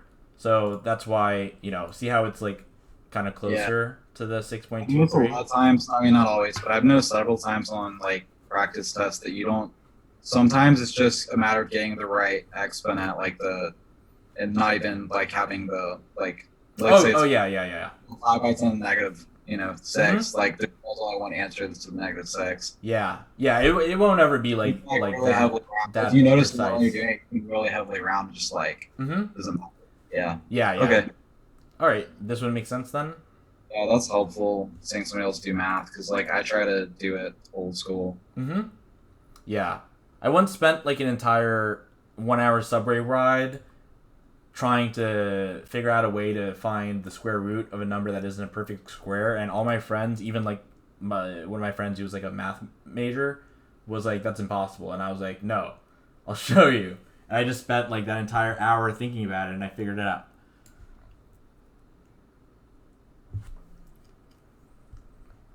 All right, let's see this one. According to the data, Yeah, yeah, I conceptually didn't know what the hell that was. I don't remember any of this. yeah. Okay. According to the data in Figure 1, the object in which trial had the greatest inertia at 1 second.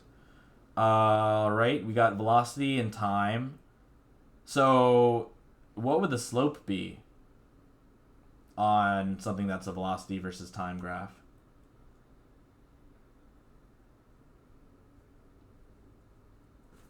Slope is change in y over change in x, right? Yeah, it's not like y is the next supposed to be or whatever. Well, that's the slope-intercept formula, where m is the slope, but the slope itself. So, like, yeah, the slope itself, right? Y, x, like the slope over here is change in y over change in x, right? Okay. So if y is velocity and x is time, what would that be? Change in velocity over change in time, right?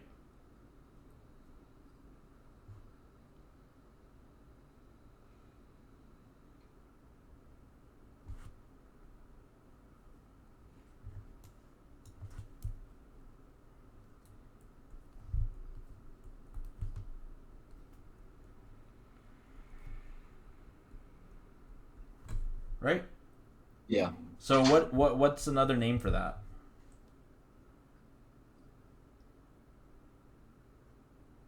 Excel. Yep. Acceleration. Mm-hmm. How about this? Distance, time.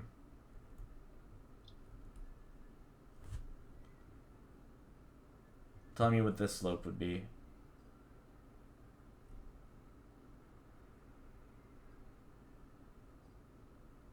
So it's excuse me. Mm-hmm. It's change of distance over change of time. So that's the force. What? Oh wait. Right? No wait. That's multi. Hold on. So I think it helps for you if you put in numbers.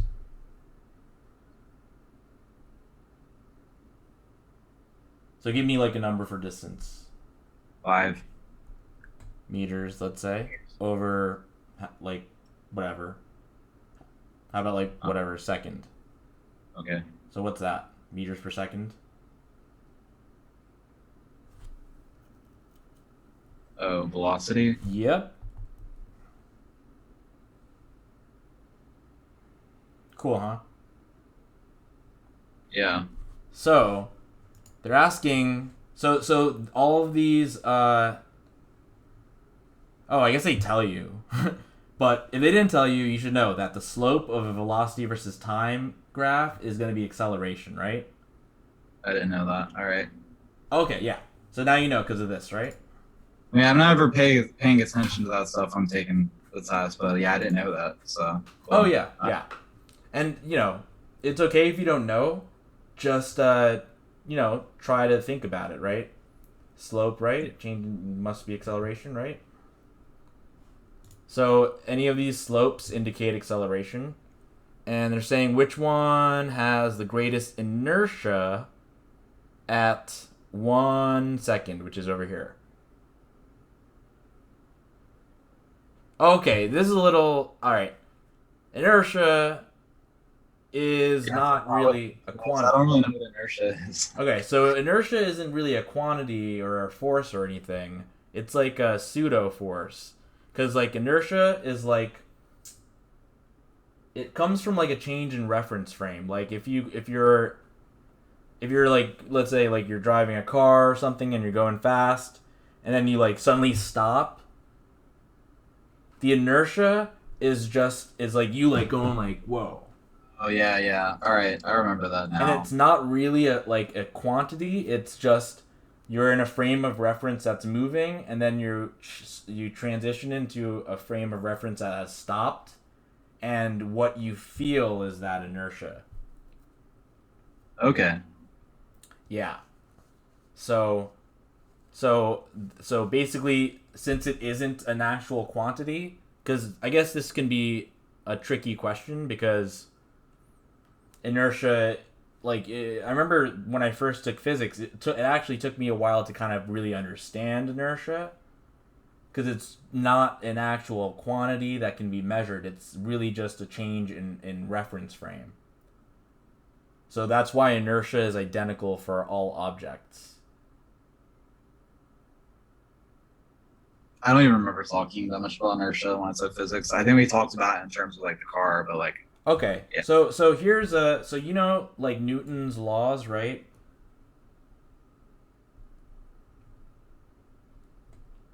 Right,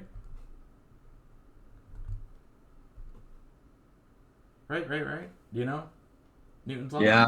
Usually in questions, but I sometimes forget which one's which. Okay, so the most important one that comes up is Newton's second law, which is F equals ma.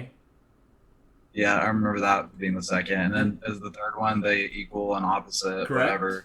And the first one is usually the one that people forget I because forget the that one. way it's worded can be worded simpler. Because the first law is just that an object that moves at a constant velocity, right, will stay at a constant velocity unless acted upon by a force. Oh yeah. And likewise, an object that is at rest will stay at rest unless acted upon by a force.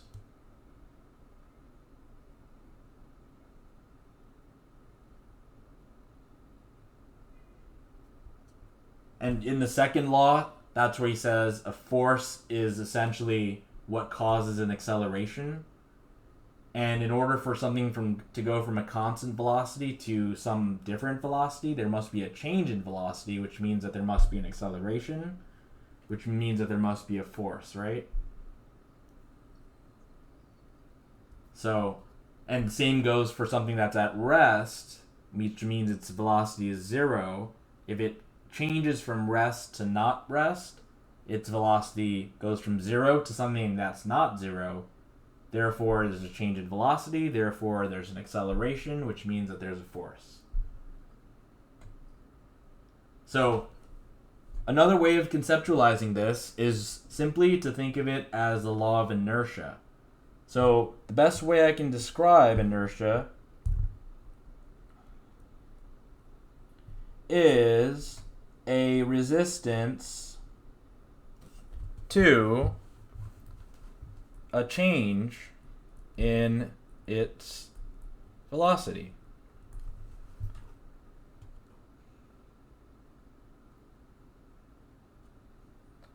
So if I'm applying a force to, say, I don't know, a lawnmower, Yeah. inertia is what's resisting that force from changing its acceleration. Um, Inertia is what is resisting acceleration, not change in acceleration. You actually won't ever see a question that has a change in acceleration, but it'll be a change in velocity, which is acceleration. But you won't ever see anything with a changing acceleration. Acceleration's a constant, like in regular physics. It doesn't go beyond the basics. Yeah, Right? yeah, you're not gonna have, yeah. There's certain things, like, that they won't they won't ask you about, like, Non-calculus physics. Yeah, like yeah, or like air resistance and stuff. They may Yeah, well like they may make it have like a passage about it, but I don't think they'll ask you anything about I don't think they will. yeah, Yeah. like considering air resistance. Um, so yeah, so this one is actually a tough one because it requires you to have this more nuanced understanding of Newton's Like, first law. nobody talks about that much. I mean, I don't Mm-hmm. know how it is at most schools, but like my own physics professor was really good, but it was calculations. It wasn't. He would talk about some of the stuff in lab, but like we Yeah, didn't. yeah, We had very few questions on an exam where you had to explain something. It was yeah. just here's your stuff, you make Mm-hmm. your table Yeah, yeah, with what yeah, happens, and then you solve it. Yeah. yeah. I mean, like, yeah, I like one of my majors was physics, so obviously, I yeah, actually learned it. Like I didn't. I was just sitting yeah, there like, what the heck is this? Even my physics professor was like, well, you don't really need to know this for medical school. And I was like, yeah, yeah, oh, yeah. great. Yeah, it was always just my favorite thing. I Like, mean, I liked it because it was fun because you were doing like word problems, but mm-hmm. it's not fun on the MCAT. You have to do it very well. Yeah, it takes a yeah. I since I was a kid, I was just obsessed with it.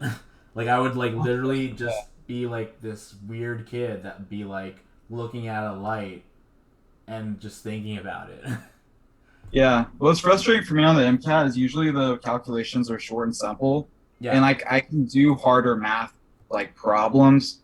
It's just like the way they word the question, Mm-hmm. and I don't know. It's just different. Yeah. Like sitting there with your calculator and working something out. Really, like it's not a long problem. Like I can do the hard stuff, but like sometimes the simpler stuff's been harder for me to do. It's in terms of the way the MCAT puts it out Yeah, there. yeah. It's just because they like all the courses that you've taken, they like not only allow but they mandate the use of like a calculator. And fortunately, doing a physics major made it so they kind of like made us like think more. We did mostly things like algebraically. So we didn't really ever do any like plug and chug type stuff. Great. Yeah, that's all I did in college. Was job. Yeah, like for instance, like my like in that thread I talk about like that physics professor. His name is David Hogg, by the way, not related to the what that shooting Parkdale or whatever Parkland shooting guy. Okay. But yeah, just this professor I had that like really influenced me, and I ended up doing research with him. He's like brilliant dude. Like he would basically just show up. Like he would like we would have a class like where he'd just be like, "How do you know the Earth is spinning?" And people would, say like, "Because blah blah blah," but it would just be something from like regurgitating something from a book. But he really like made us think like exactly like how would you be able to know that. Um, so yes, the inertia is basically a measure of an object's resistance to a change in velocity. Oh, I forgot to write, AKA mass. Here, it'll show up. Because mass is the thing that resists a change in velocity. I honestly think of. Do you know the X-Men character, the Juggernaut? Yeah. So he's this giant dude, and his entire power is that once he starts moving, he can't stop. Yeah. And by the way, Juggernaut, that word comes from this giant kind of thing in India that's called Juggernaut, and it's like this giant thing that like people would carry like some like king on or something, and it would be giant, so big that it would trample people.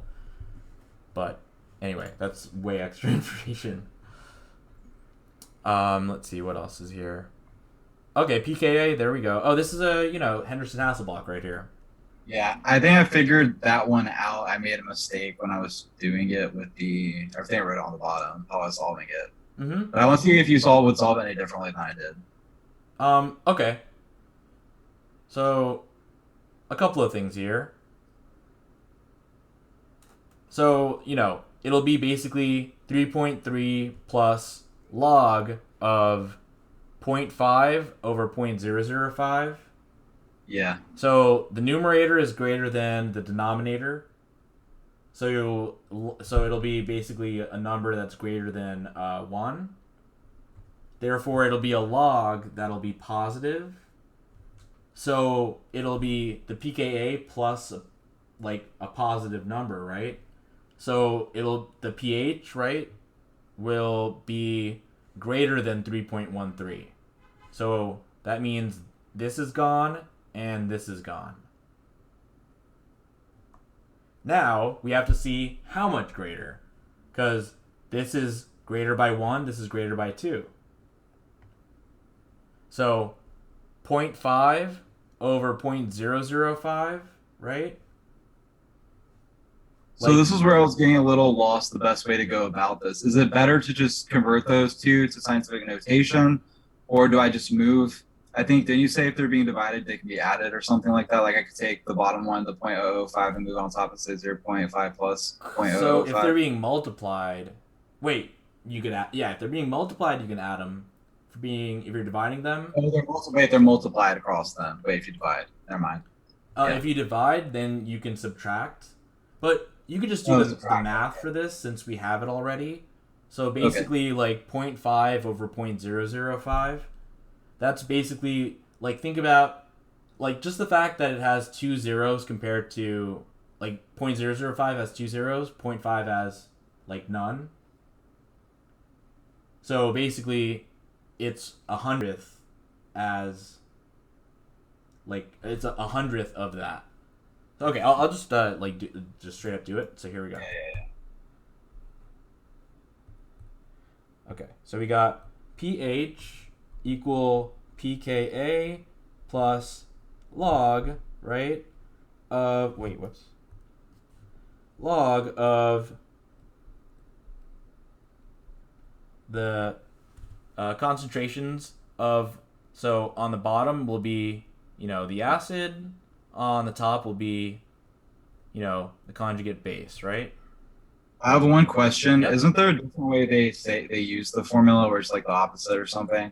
You can say it's pKa minus log of the acid over the conjugate base.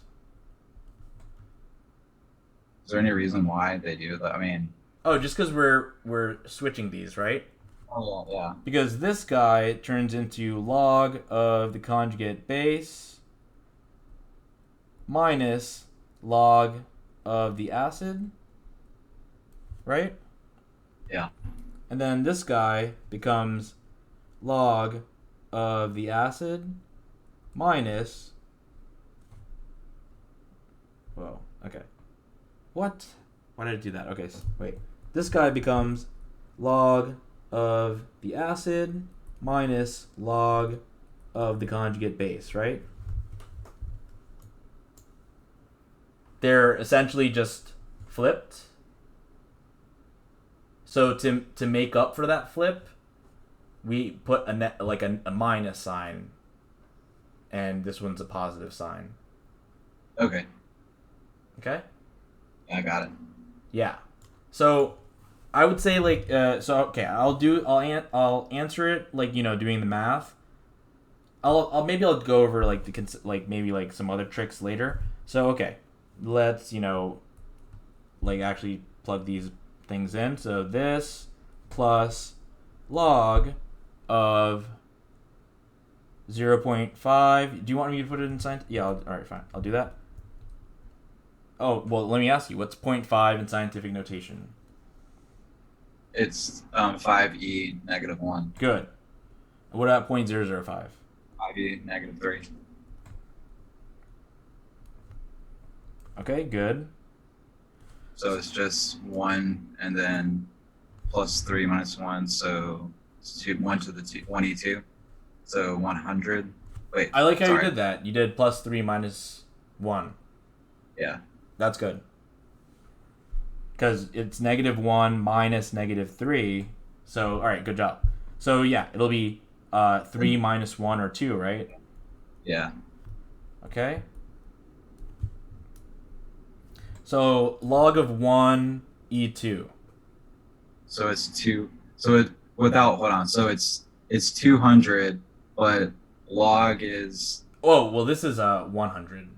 oh yeah, sorry, my bad. Yep. So yeah, so 100, so 10 times 10 to the 100, so it's 10, hold on.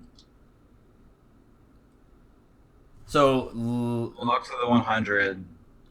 yeah, if you think of the exponent rules, right, this comes out to, like, it'll be essentially like this. So, here, remember this over here? Where did I write it? Oh. Damn it. Oh yeah, here we go. So remember, if it's something to an exponent, you could just take that exponent and shove it over here as a coefficient.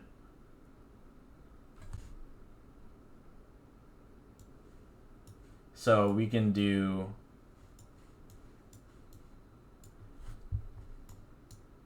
like 2 here. Damn it. Basically, whatever. In blue, I'll write it. Log, let's say, of 2 to the third power is the same as 3 times log of 2.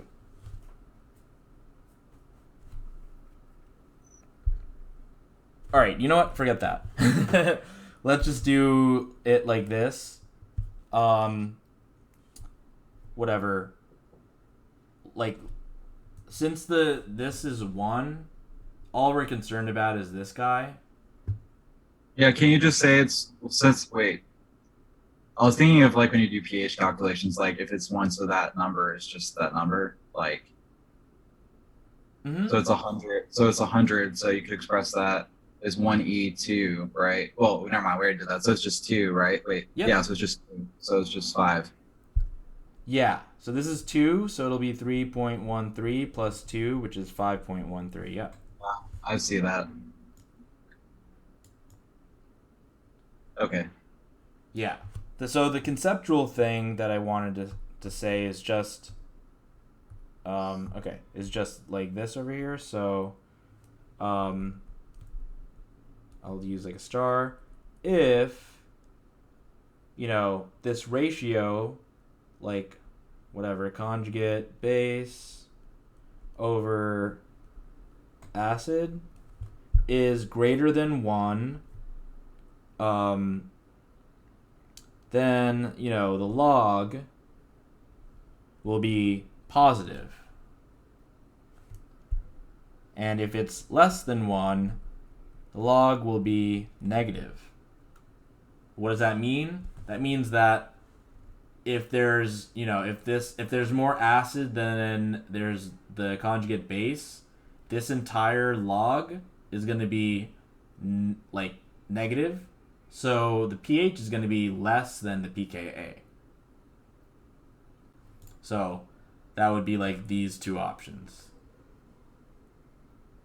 So I guess since this question doesn't give you the Henderson-Hasselbalch equation, and you forgot if it's like plus or minus, or if you forgot if the acid goes on as a denominator, or that the conjugate base goes as the numerator, then you could have gotten this as your answer.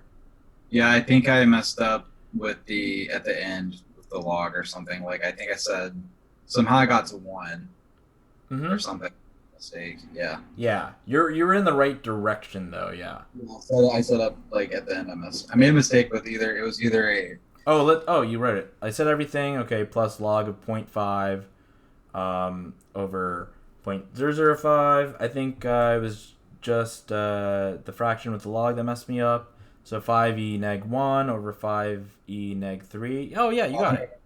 I think I made a math error or something the first time I did it with the log 0.5 for 0.005. Mm-hmm. But yeah, I understand that. Yeah. All right. Cool. Yeah. All right. Let's see this one. Oh, I got a question on KSP. So I ran out. I lost my internet like for a couple of days ago. So I have the Berkeley review books. They're just way too hard. Yo, But you know anyway, what? Actually, those are like, I mean, obviously, if you have the time, those are like the best. Those yeah, are actually really, really good for content review. yeah, it was just making me angry. But anyways, I did the chapter with the Those are KSP very stuff. underrated. Yeah, no, they are. I bought them, but I actually did it's too because taking a I lot was of also so non-trad. So when I had to relearn this stuff, I used Berkeley Review. They're awesome. yeah. Um, But go on.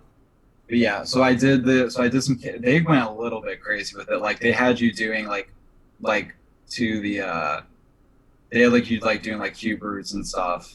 Oh yeah, I have something like I that. don't think that would ever happen on the MCAT. Like I learned it, but I was like, this is too many I have steps or that something. here for you under solubility. Oh yeah, no, they had us doing they had us doing those. I was like, no. Mm-hmm. But I practice. I haven't seen that problem since I practiced it. I don't know if I still remember how to do all of it. But Mm-hmm. Oh yeah, like I don't think you'd have to. Well, let's look at the question. I don't think you'd have to do like the. Let's see. KSB is this. What is the concentration of Cu? Okay, so chalcosite. Let's see what that is. Chalcosite. Chalcosite. There we go. It's this guy, right? Cu2S, right? Like 2 coppers for the sulfur. Sulfur.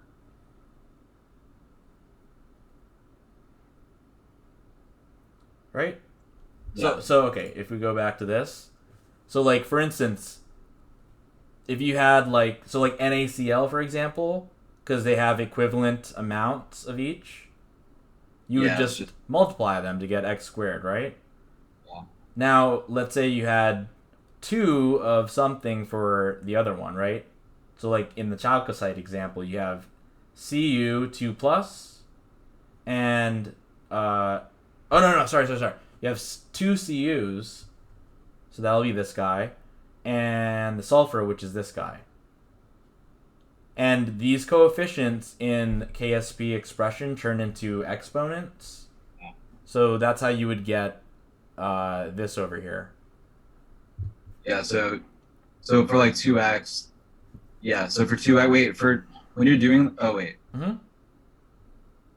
I'm just getting confused. I learned it and I'm forgetting. All right. So for the 2x, you take the 2 to the power, but then Yeah. I'm trying to remember how you get 2x like in the parentheses again. You just leave it. Oh, how to do this? Yeah, that part. Okay. So since you're taking the square of this entire quantity, you would do like 2 squared, which is 4, right? Yep. And then x squared, which is x squared. So then you'd have 2x squared, or sorry, 4x squared times this x to get 4x cubed. Oh yeah, gotcha. Okay, yeah, I got it. Mm-hmm. Yeah. This one over here, 3 to the third power. So I would do it like 3 squared is 9. 9 times 3 is 27. So 27x cubed times x to get 27x to the fourth power. All right. So I wrote like an example, like PB I2. PB is what element? I can't say. I don't remember. I can't say it. I can't say. Oh, what does that sound like? Um, Use complete word association.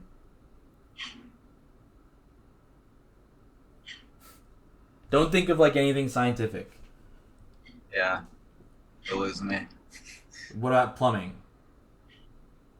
Okay. So it's called plumbium because the Romans basically used lead for pipes. We actually used lead for pipes until recently because it made everyone crazy. So, there's 2 iodine for each lead. Yeah. So this will come down to, this and then this squared. So for anything, it's going to be the same thing. Like, for instance, let's say I have, let's say I have this, right?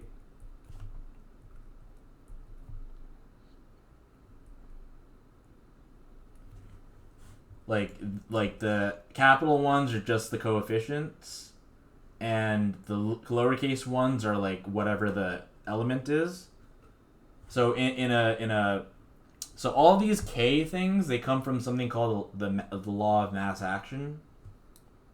So I would write this like this: C to the power of C, D. Wait, crap. D to the power of D over A to the power of A times. Oh crap! I wrote. Okay, there we go. B to the power of B. Yeah. Called law of mass action. That is true for KA, KB, KW, KSP, anything with a capital K. Alright? So for this problem, I see chalcocite, and that's Cu2S. So that would be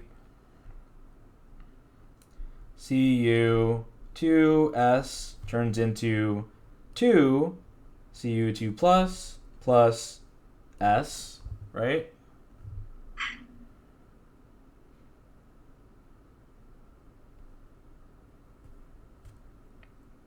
Right? Yep. And that would be Cu2 plus squared times S. Oh, we don't put the denominator in here because we don't include the solid crap. Yep, I remember. Yep. And then, then this just becomes 2x squared times x, which is 4x cubed, right? Yeah. All right. And that is what is equal to KSP. Cool. And they said KSP is 5e neg 29 is equal to 4x cubed. Oh, I see what you're talking about. Cube roots. Okay, so cube root and stuff like this, we're going to just use exponent rules, okay? So first thing we do, let's divide by 4, right? Yep. So we get x cubed is equal to 5 over 4. Let's just leave it like that for now. E negative 29. All right. And then yeah, I was having issues like you have to like change the number to make it easier to do that. It was harder for me with 4 than 3. Oh yeah. Like So I would want to make it like 27 maybe. Yeah, because 3 times 3 times 3, and I think that once you do that, they separated the e to the negative whatever to make it easier. Mm-hmm. Like, yeah. Yeah. So Like they got to 5/4. I don't know if that's like they did it like.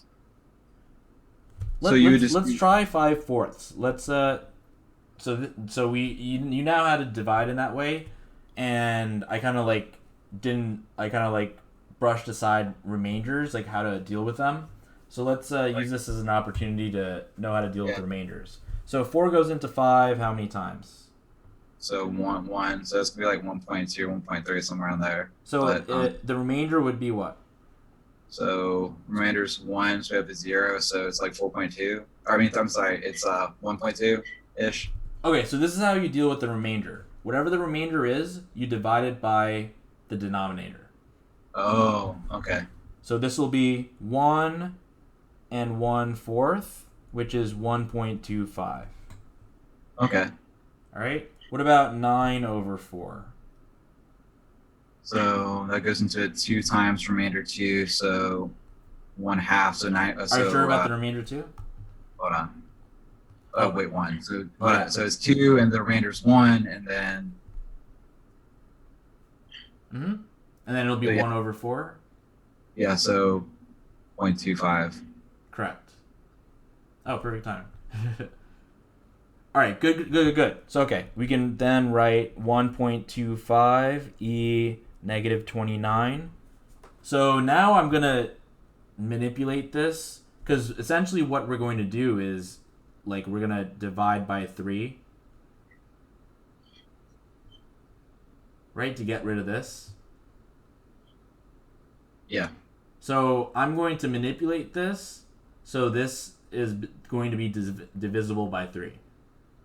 Now I can do it in 2 ways. I can basically make this a negative 27 or a negative 30. What would you want to do? I would do 27, just knowing 3 times 3 times 3. Okay, so, oh, well, that's what I was going to do, and that's a better reason to do it. So, all right, so that means that this is going to be I'm going to add 2 to this. So here I'm going to subtract 2. And by subtract, I mean move the decimal point over left twice. So I would get 0.0125 e negative 27 is equal to x cubed. Right? And, cube root is, we're just, since we're dealing with exponents, we're just going to divide the exponents. Right? So then it'll be x is equal to 0.0125 e negative, 3.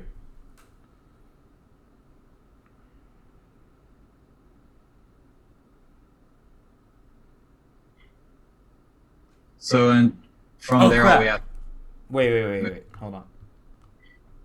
3. Wait, no. What am I talking about? 27 divided by 3 is 9. It's 9. My bad. Oh, I was doing that too. Oh yeah. All right. I was trying to do like the cube root, or what do you call it? Yeah. Okay. So now this is just x, okay? I can, fix it up to be like 1.25, which is moving it to the right 1, 2. So that means I'm going to reduce this by 2, so negative 11. Anyway, that's x, right? Now, none of the choice. Oh, one of the choices says something somewhat similar, I guess, but they're asking us just for the Cu concentration, right? And the Cu concentration is this guy over here. 2x squared. Mm. Or hold on. This guy is just 4x squared, right?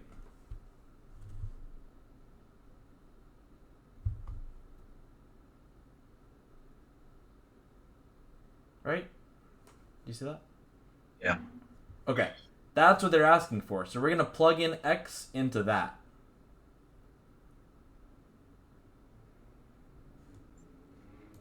Right?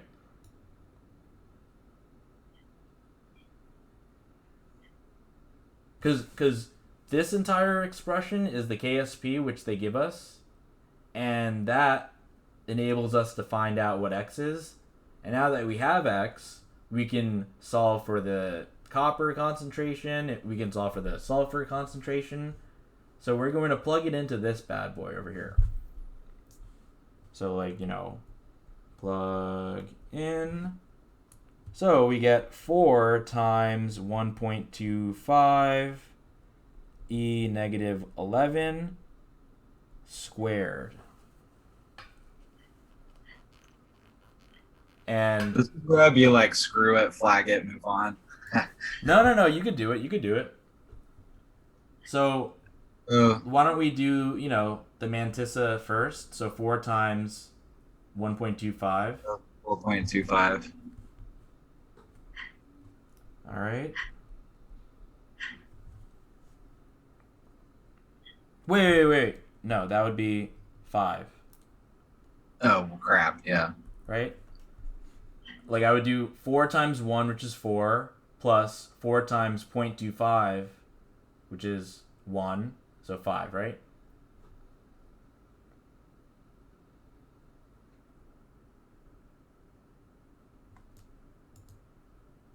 Or you could just do, remember, 5 over 4 is equal to 1.25. Yeah. So 5 over 4 times 4, the 4's cancel, you get 5. Okay? And then we can do the exponent part. So negative 11 squared, we're going to multiply it to get 20.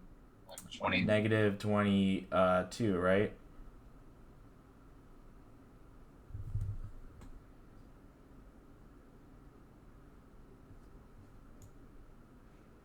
Oh, you know what? I forgot to do the cube root of this. Damn it. All right, hold on.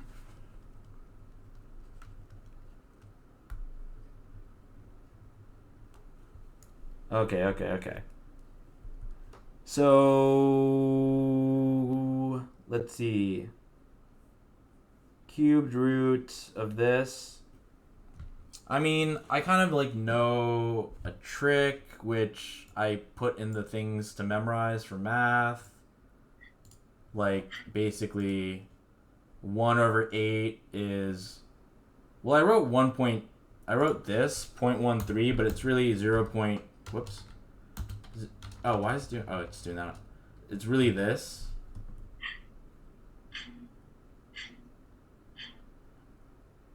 So, okay, this is going to be a little on the hard side in terms of math, but it'll make sense, okay?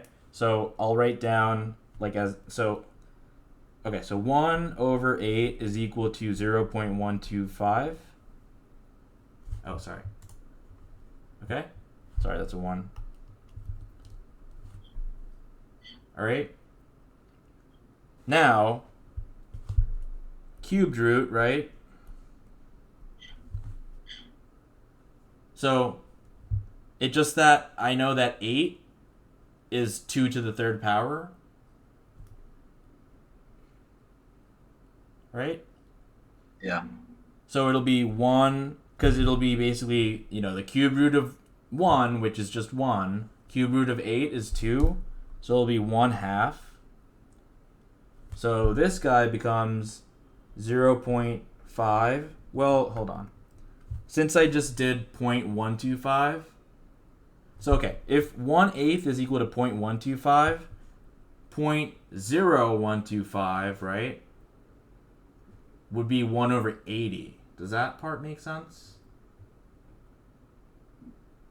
A little bit. Like 1 over 2 is equal to 0.5. Okay. 1 over 20 is equal to 0.05. 1 over 200 is equal to 0.005. Right?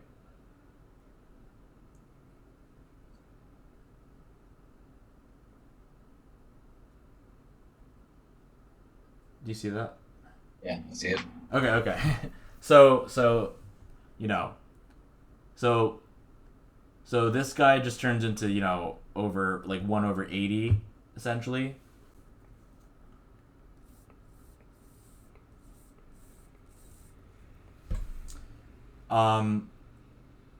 So you know what? They do something that comes into what I was talking about finding roots of things that are not perfect squares, or in this case, perfect cubes. So that could be an opportunity to like say how you can solve for that.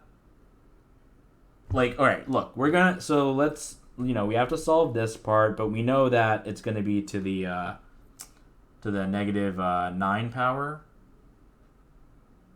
right? Yeah. So okay, check this out. We could do this. We can do well,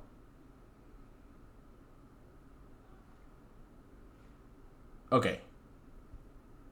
Let's do Well, okay. They're changing it to they're changing it to the negative 30 part. Okay. I do want to do it with the negative negative the 27 though. But honestly, There was something they did in my Berkeley review book where they like broke it up though. They like separated the power from the actual 0.0125 number. They did something to get to it. I'm kind of separating him. Is that like what you mean? Like I'm taking the cube root of this, and then, dividing that by 3. I can't remember how Okay. they did. Yeah, Because it's all right. because the way that we did it here would then mean that this would be 1/80, and then we'd have to find the cube root of 80, which could be a little bit more difficult compared to if we did it like 12.5. The cube root of 12.5 would be easier to find than the cube root of 1/80.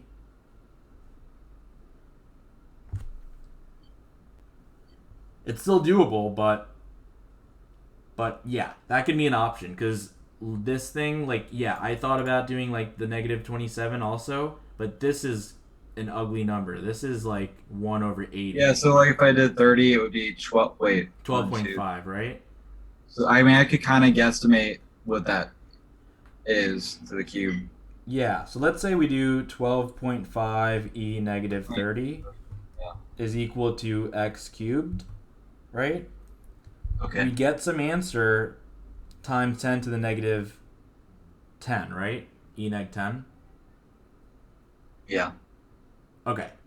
So let's find out what the cube root of 12.5 is, right?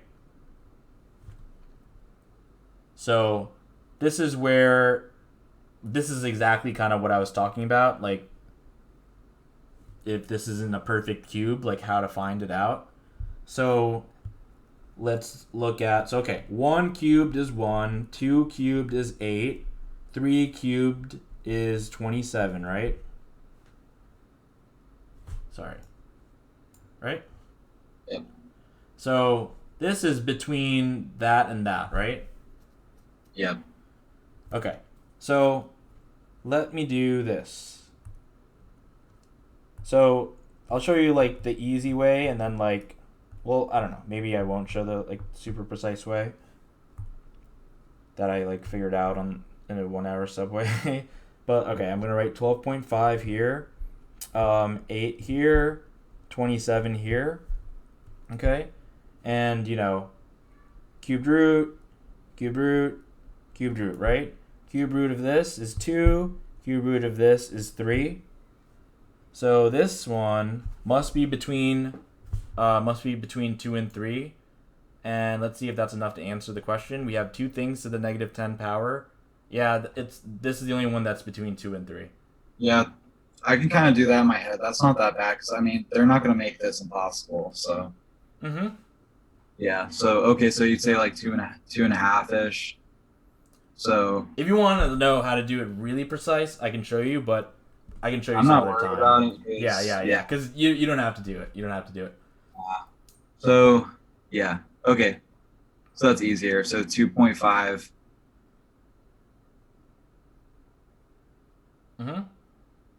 So after we've solved it, then I have to go back up though. Like I would have been like, oh, we're there. But so then after you do that, you have to go back to the concentration of the copper, and you have to plug that number in, the 2.5.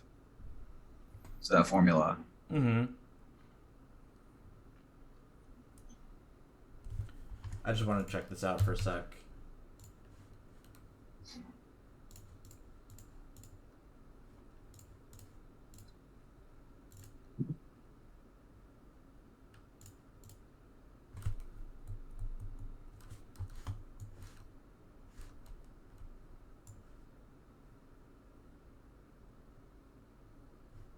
Oh wait, oops, sorry.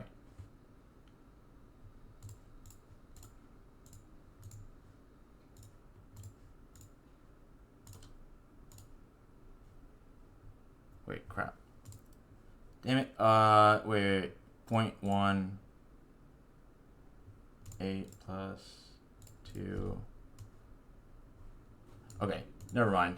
I'll show you that some other time. But yeah, so this is going to be between 2 and 3 times 10 to the negative 10 power, and that's the only one that is between 2 and 3.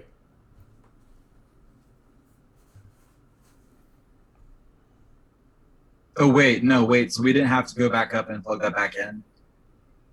Oh, that's what we were doing. Oh, Oh, okay. wait, crap. Wait.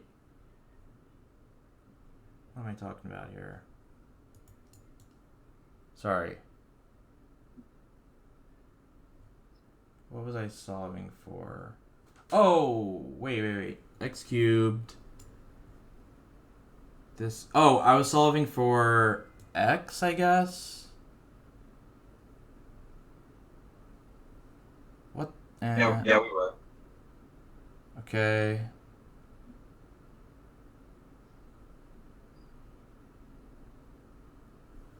Wait, I already yeah, I already did that. Oh, okay. So I already plugged that in here with the 4x squared, I believe. Because wait, what am I talking about? Hold on.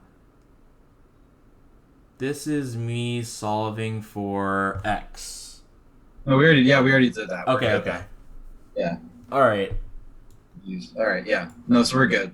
Okay. That was it. Okay, cool. Yeah, those math tricks helps. So, I mean, I think that's the worst thing you could possibly see math-wise, because ice tables and stuff take a long time, and Oh yeah, those like get annoying if you have to consider the x part. Usually you don't, because it's so small. Oh, this one is like so. Do you remember like the curl thing and stuff? no, I never learned the right hand rule. And also, like, I was trying just to use like knowledge. Like, isn't there something about like I don't know if it was circuits or what it was, like in terms of like the the charges and like attract and opposite and all that stuff. Mm-hmm. Like I was trying to Yeah. use that. I think I got it wrong. I had an opposite or something. But yeah, I don't know that they were explaining the right hand rule. I never learned that, like or tried to. Yeah. So the idea behind this stuff is because when we deal with light, they're electromagnetic waves. So they so basically like here, check this out. So like let's say this over here is the direction that the light wave is traveling. Let's say it's traveling towards you right here. Perpendicular to that, like my jewel here, that would be the electric field. And perpendicular to that, like this, is going to be the magnetic field. They're all perpendicular to one another. Here, electromagnetic wave. Here, like this. So you see how this is the direction that the wave is traveling in?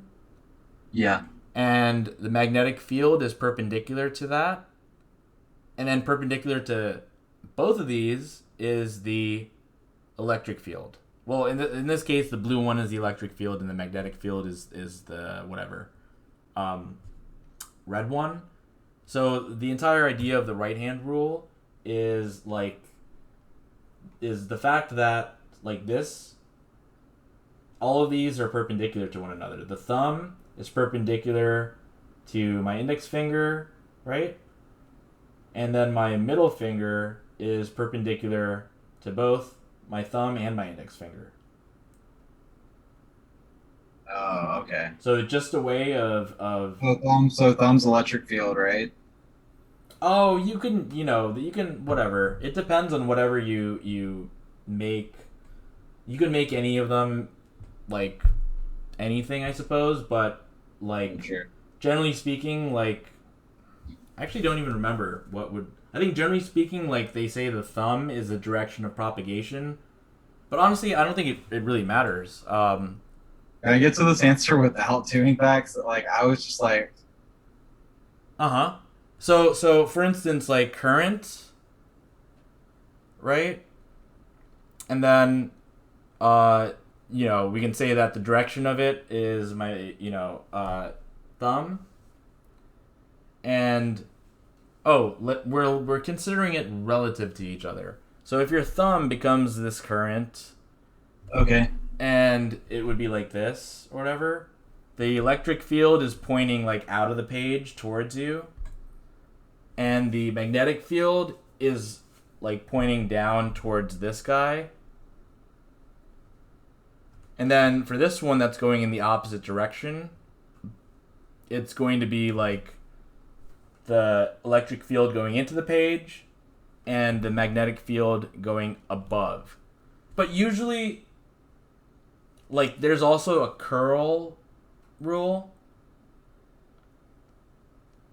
So, like, if you're just dealing with, because they're just asking us about the magnetic field, in which case you can do like the curl, like the direction of propagation, and then whichever way your hand curls is the magnetic field. Let's see, right hand rule curl.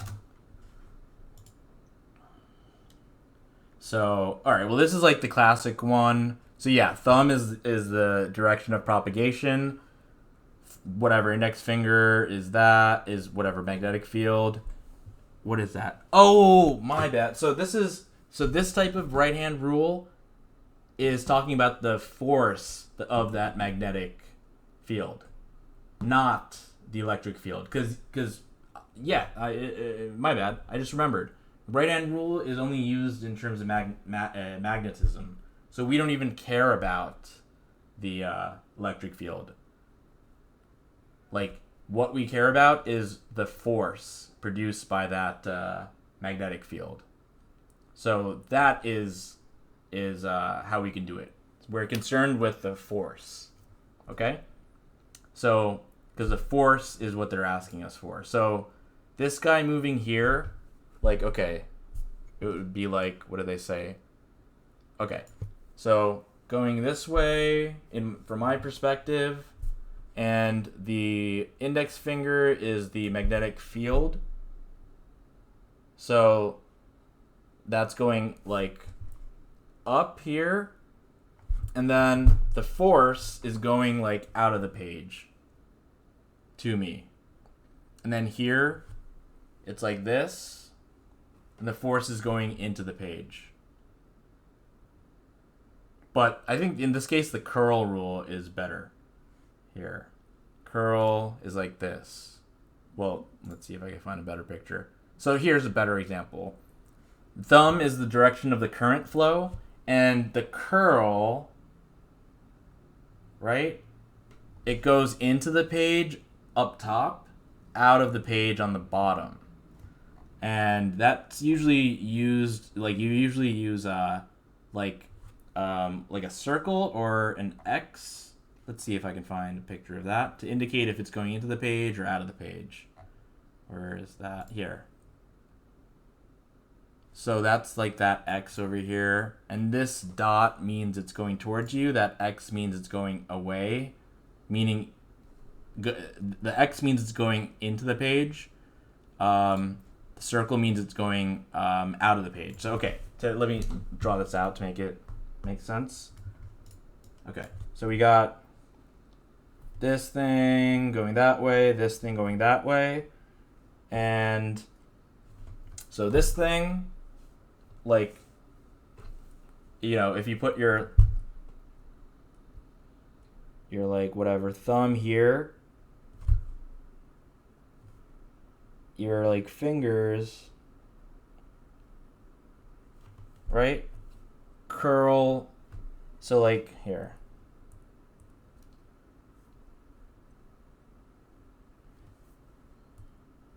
So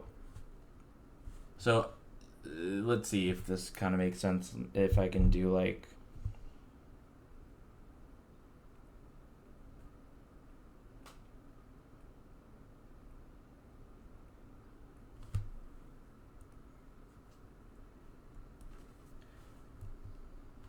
So this is like, your hand open, right? Okay. And this is where it curls. Gotcha. So this top portion goes out of the page, right? In order for it to curl like that.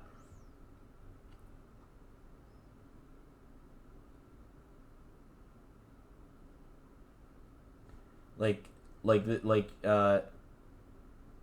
like this is like this is your palm.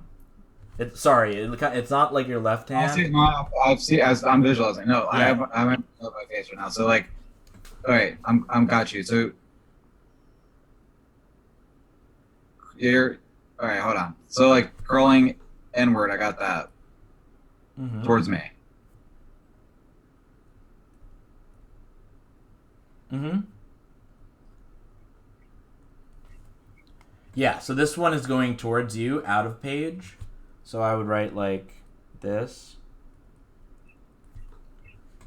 because that Yeah, I means out got you. of page. And then as it curls over and here, it goes into the page. Okay. So this would be like that. And now this is going in that direction.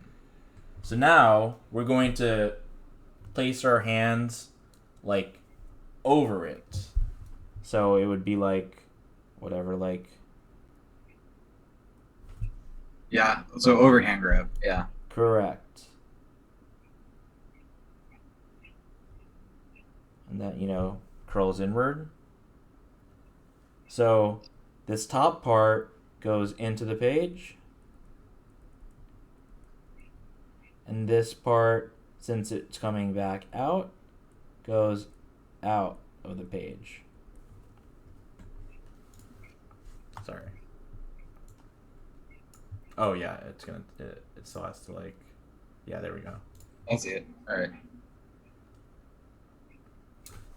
Yes. Okay. So now, since both of these are going into the page, the magnetic fields are going both, in the same direction. And if they're going in the same direction, they will repel one another. Because, let's see.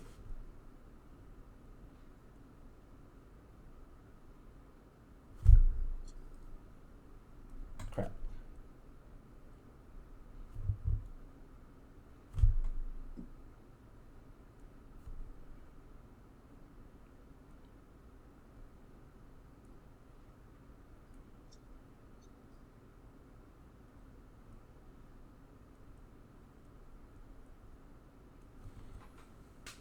That kind of makes sense.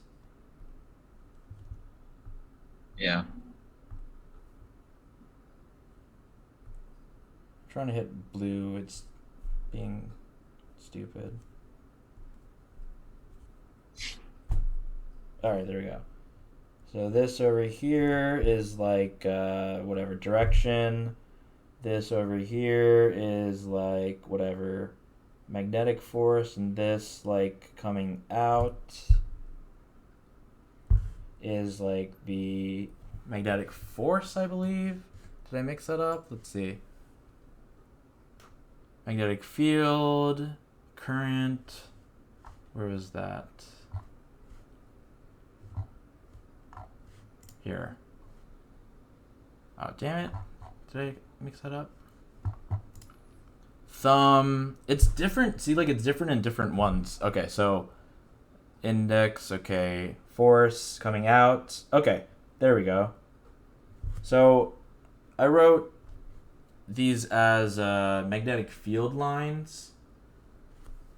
So, like, think about this is like hard to explain, like, without like. So since these are magnetic field lines, and so then these guys are kind of switched here,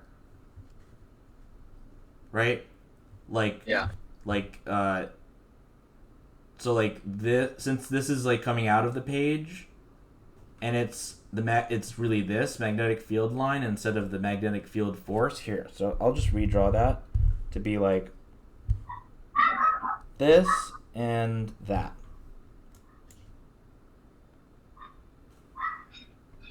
just because it's like relative. So like since this is pointing towards you, and it's usually like the magnetic force, and this index finger is usually the magnetic field. But in this example with the curl, like this means into the page, this means out of the page. So I'm just gonna like switch these guys. So that means that if the magnetic field is going out of the page, the magnetic force will be going up. So here, the force caused by the magnetism is going up. Here, force caused by the magnetism going down. And then here, since it's going it's going into the page, it's going to be, oh damn it, sorry,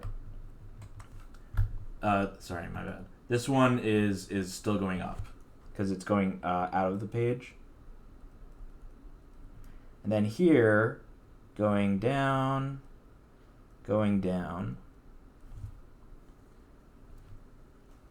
Okay. So this guy over here. So let's see. Magnetic field B will cause the wires to repel one another. So, okay. So see how they say so let's see. They use the curl thing, right?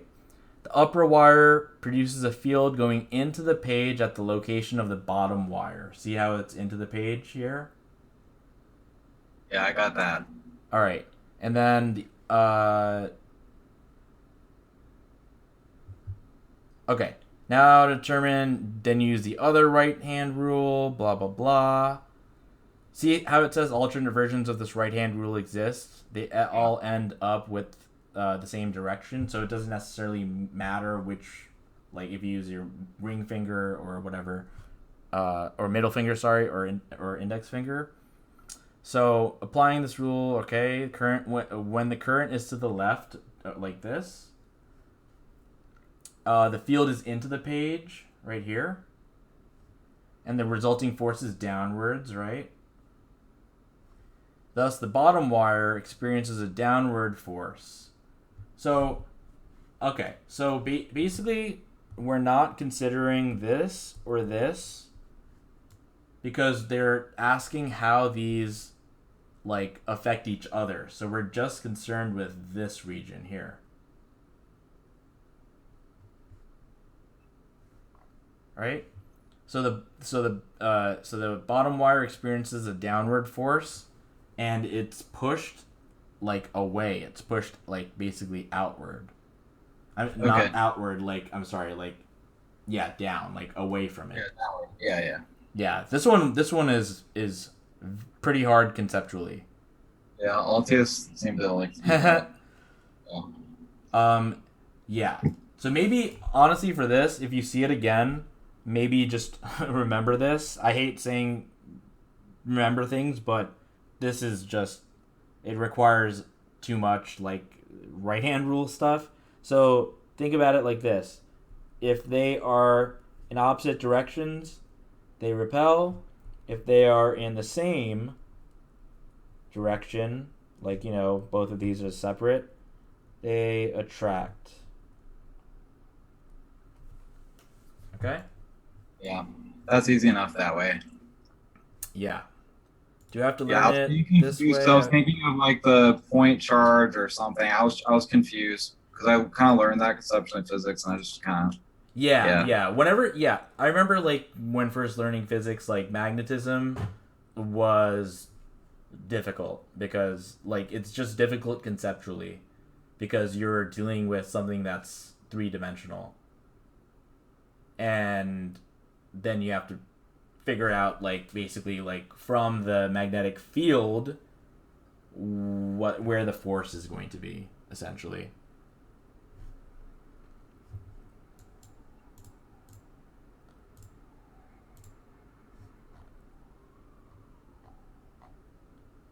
Okay. Hopefully that made sense. I would honestly just remember it for this one because I have seen like a question like this before. I don't remember where, but um, but yeah, I would remember that one. Like just like straight up memorize it because the conceptual aspect of magnetism is pretty gnarly. Also, Yeah, so the currents are I going. told you about like I was confused. Like I probably were thinking. I was thinking like, oh, the currents are going away from each other. I was thinking something like the charge and be attracting, but that's not. I was thinking something else. I mentioned like this source for you, right? Yeah, you did. Yeah, yeah. Yeah, this is very good to go over like physics stuff, and I was just trying to see if they had a like. Oh yeah, here we go. There we go. Same kind of thing.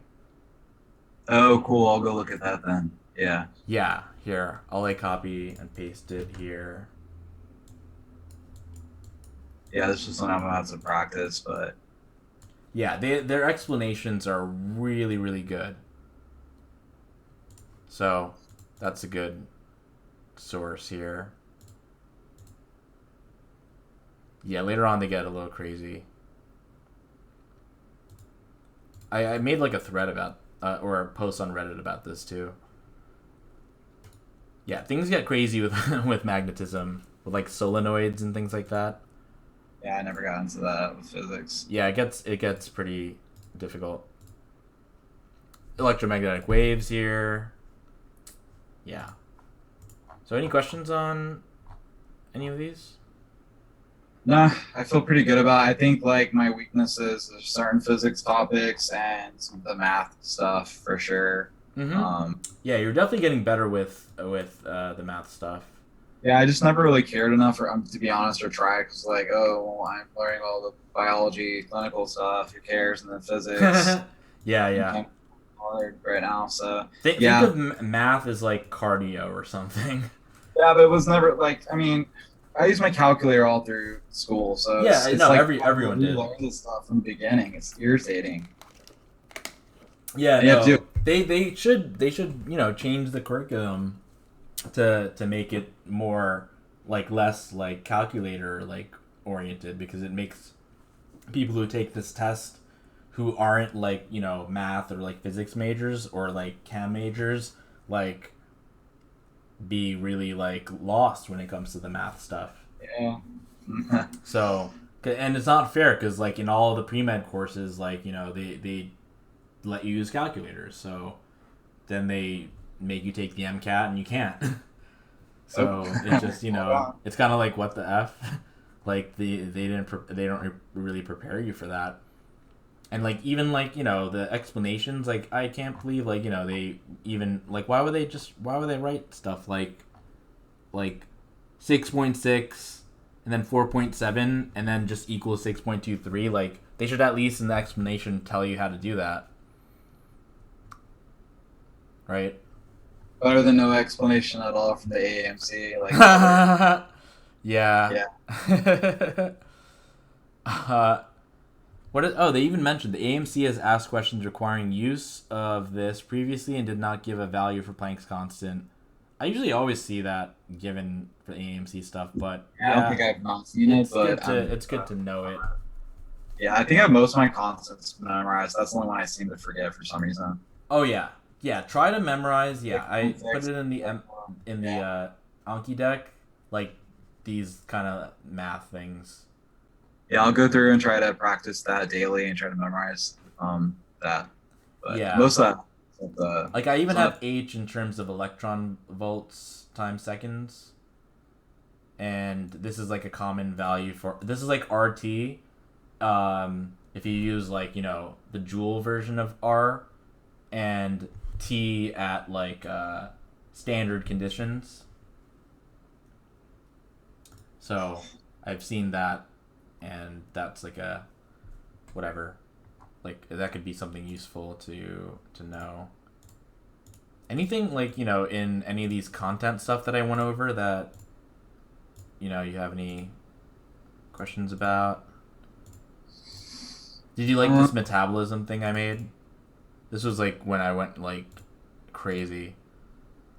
Because I put it all in like I go over like very like pretty much all of metabolism and like exactly where the things happen in the cell. Yeah, I've been there, done that. Yeah, I Yeah. actually took a class on metabolism. Mm-hmm. Um, Like yeah, yeah, in I'm biochem, pretty right? good at most stuff. Some things I forget, sometimes they've only done it like once or twice, like asked about a structure of an intermediate in the Krebs cycle, some of that stuff. But I think Oh that's a yeah, that would waste. be annoying. I think that's a waste of time to try to memorize that. Like, I Yeah. feel like it's better. I feel like I know, like, as long as like if you have ATP, if you don't have ATP, and like the um, what am I thinking of? Like the I don't know, I'm losing my train of thought, but Yeah, a couple of yeah, like like electron, just like electron flow, and like if you have ATP, don't have ATP, what do you need for the cell in terms of like like glucose and all that. I yeah. just try to put everything together, like what feeds into which pathways. That's pretty straightforward. Yeah, there's like some, special things like for instance like the this reaction, the oh, man, I hate it how it does that. Like succinate to and like then this horizontal bar disappears. I like lost like my pirated version of like OneNote that's like Oh man. better. I have to get that again. But like for instance, succinate when it turns into fumarate, that's done by complex two over here. So, oh shit, I mean over here. Complex two, I mean complex three is between complex one and complex two. Yeah. So I've seen like there's always like some like you know weird kind of things that they would ask. Yeah. Any like so we went over those questions and we did a lot of like, you know, conceptual work associated with that. Are there any questions or problems that are aside from these that you want to like ask about? Um, I'm trying to think if I have any more done. I've done a lot of problems. I haven't done any more AMC stuff. I haven't taken another practice test since So we we're at lost. 3:14. We can do like 15 minutes to like end Okay. at 3:30. What do you want to do for those 15 minutes? Do you want to do like a cars passage? What do you want to do? Um, yeah, we can do Cards Passage. Okay. So here, I'm going to stop sharing and you can share. All right. Let me. Sorry, I don't have the share button. Let me go back. Mhm. Zoom.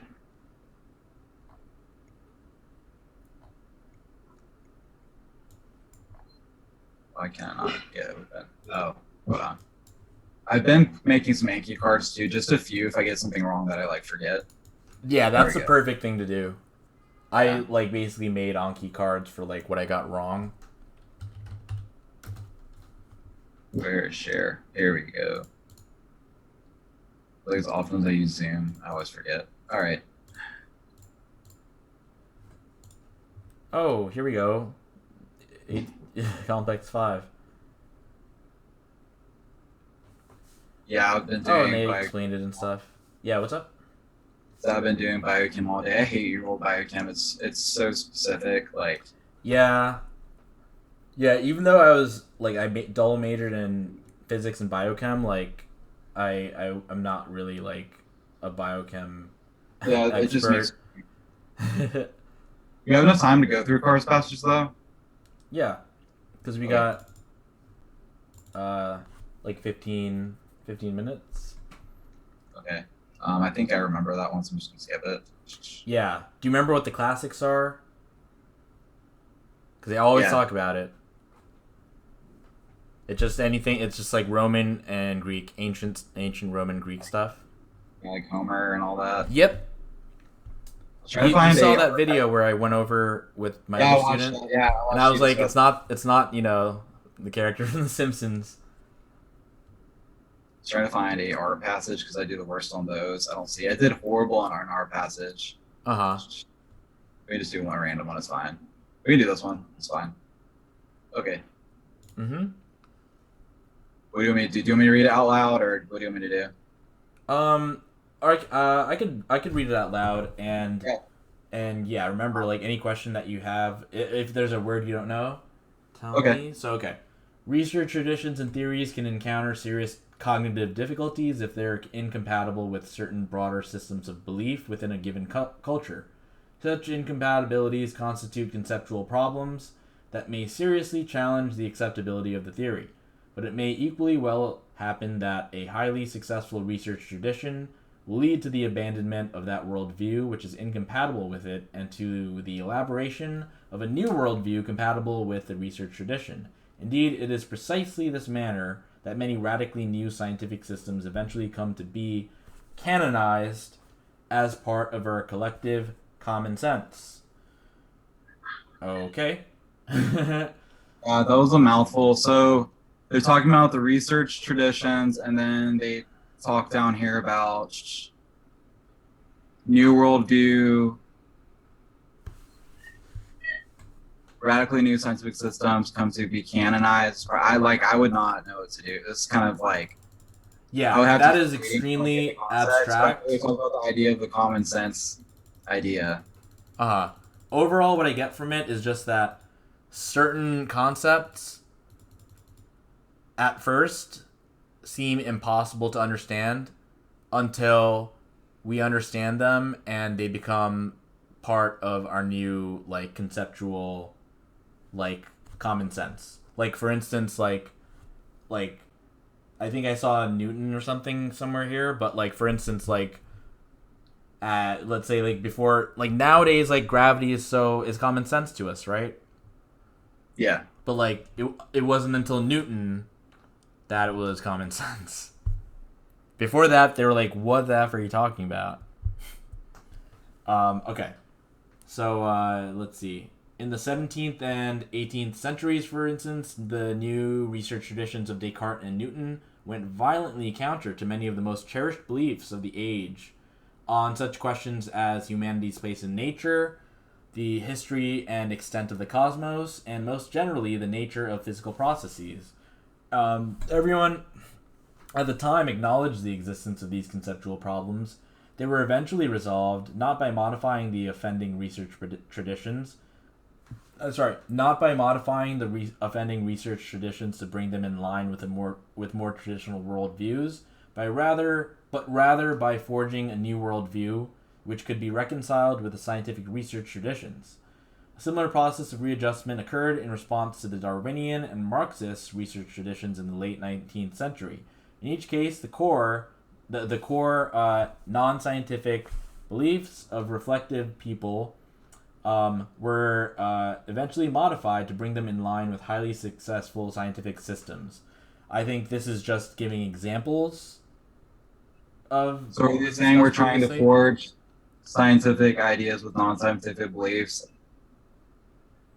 Yeah, in order for it to not be like offensive, I guess, right?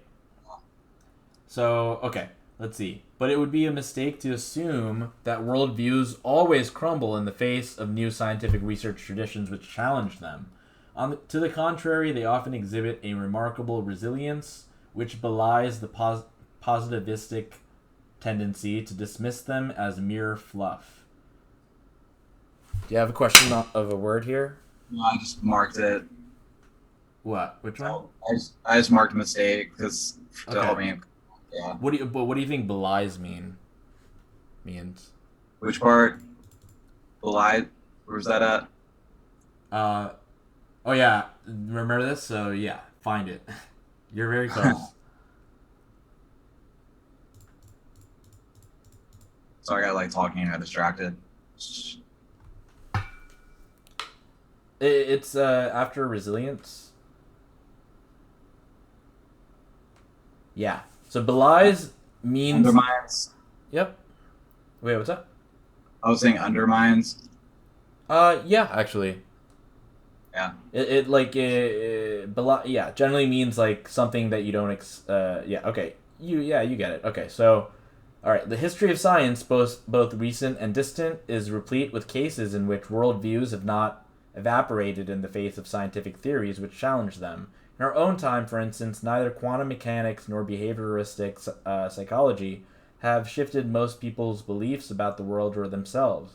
Contrary to quantum mechanics, most people still conceive of the world as being populated by substantial objects with fixed and precise properties.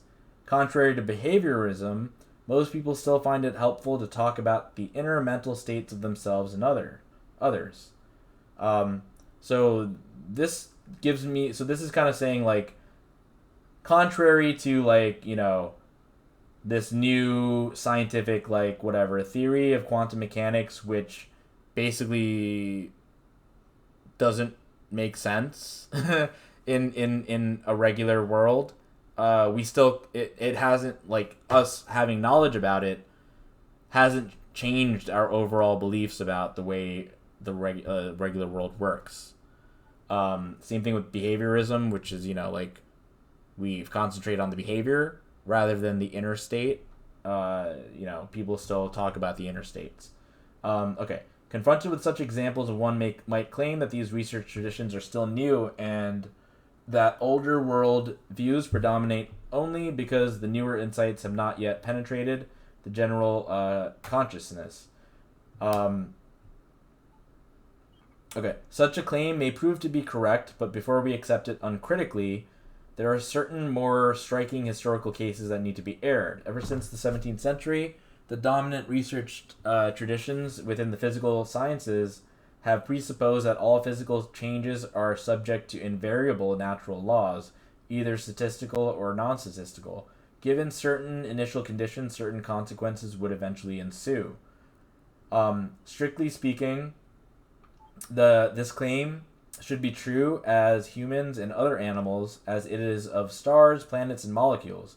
Yet in our own time, as much as in the 17th century, very few people are prepared to abandon the conviction that human beings and some of the higher animals have a degree of indetermination in their actions and their thoughts. Virtually all of our social institutions, most of our social and political theory, and the bulk of our moral philosophy are still based on a worldview seemingly incompatible with a law-governed universe. Okay. So I feel like this passage is just talking about basically scientific laws, our worldview, and that even though we have all this science and know all these things, people's worldview can sometimes seem incompatible, and I guess we need to kind of merge both of these things together, like into like a general more like understanding where they both like work in the world. Yes. Yeah. So, okay, let's see. The author of the passage characterizes the theory of quantum mechanics as one that, let's see, most people accept, even though it seems to conflict with common sense. Okay, it does conflict with common sense, but I don't think most people accept it, right? Because it says, so show me where it says contrary to quantum mechanics. Control F in my head. Where... Yep. It was somewhere, I think it was in here. I'm trying to find it. So that's where they talk about, keep looking. Yeah, okay. Good. And it's good to, okay. So they're saying, contrary to quantum mechanics, most people still conceive of the world as being essentially not like quantum mechanics, right? Yep. Okay. So I don't think most people accept it. So that first part, I don't think is true. The second part is true, that it challenges, their common sense. Challenges the view most people have about the world in which they live. I don't know if it's challenging them. They just don't accept it, but I would leave that because I wasn't 100% sure. It's incompatible with the idea that we live in a universe. It's not incompatible. They didn't say that. I don't think that's true. People haven't changed their worldviews because of it, so I would probably go with B. Do you think I'm on the right track? I do think so. Okay. All right. Yeah, that felt right. Yeah, let me see that. All right, whatever. All right. Let's see. According to the author, our social, political, and moral beliefs. Okay. Where do you think they talked about that stuff? They gave the examples with behaviorism and I don't remember anything about social political beliefs. Uh huh. So yeah, do a control Oh, F right for here. yeah. Talk about yeah. So those that just says beliefs, but try to look for where it says social, political, or moral.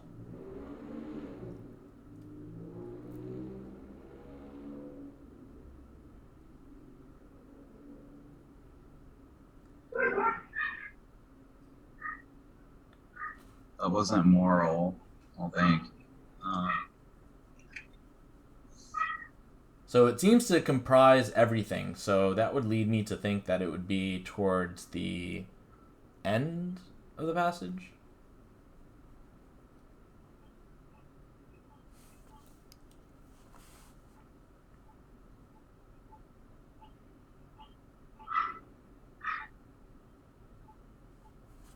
I mean, I don't. I mean, see, they talk about the moral philosophy and worldview. Yep, and you see social and political too, right? No. Oh yeah, social institutions, political theory. Okay. Social, political, and moral, right? So that is where. Okay, so now, what do you think? Root in the idea that the same set of laws should apply to everyone. This is the broader system.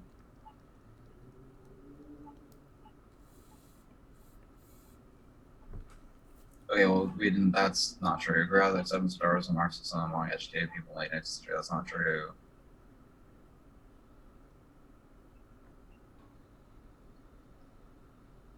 I don't think that's true. So they didn't say. Didn't say what. Um, Try doing a control F. I'm not sure if we said that it was our scientific. Everything's been accepted. Ah, you're close. What was that? Sorry. Oh, like do control F for 17th century. Oh, yeah. Oh, Mm-hmm. yeah.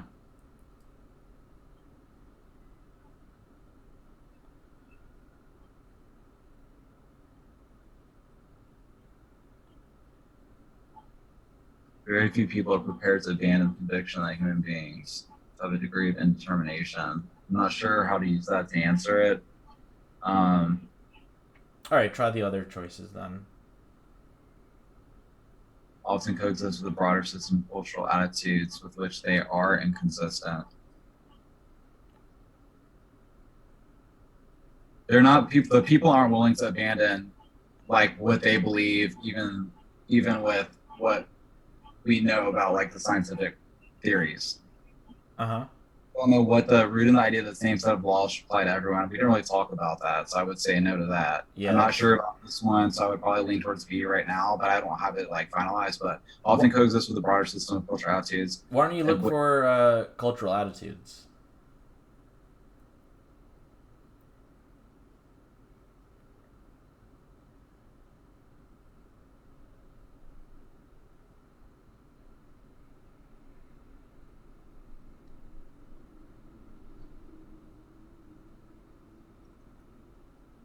yeah, see, this is where I have a hard time finding stuff. Mm-hmm.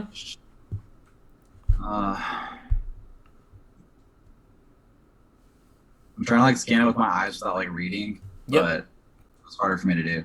Yep. Uh, But you're getting better.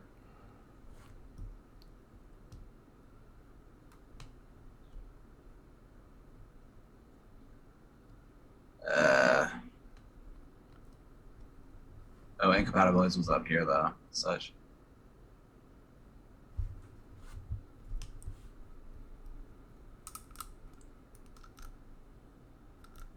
I don't know where it is, but I would have gone with B by now. But Wait, all right. So let's examine B And A is pretty much not it. So let's examine B and C, okay? According to authors, social, political, and moral beliefs. What do they So do? what are those beliefs like what are they inconsistent with? Because B They're is saying they're inconsistent with cultural attitudes, and C is saying they're essentially inconsistent with the scientific. Yeah. Yeah, I wasn't paying attention, I think, because I'm tired. Anyway, so coexisting with the Protestant culture. They weren't talking about cultural attitudes, though, I don't think, in terms of like the science and non-science, are people not accepting those principles? Yeah, I would say that, social institution, social, political, and moral beliefs are cultural attitudes, Like I think, right? isn't the author saying he wants this to coexist, but they currently don't exist together, coexist? So I So, think that's wrong. I think that so they're saying that either the cultural attitudes are inconsistent with our social, political, and moral beliefs, or that the scientific, research stuff are not consistent. Now, I would say, like, what would you say cultural attitudes are? I would say that they're social, political, and moral beliefs. Yeah. So if they're saying our social, political, and moral beliefs, aka our cultural attitudes, like, is that what we're consistent with? If you look at, like, where it says social, political, etc., what is it? Yeah. It's saying that it's inconsistent with what aspect? It's kind of like what they're saying, what they've been saying, like, overall.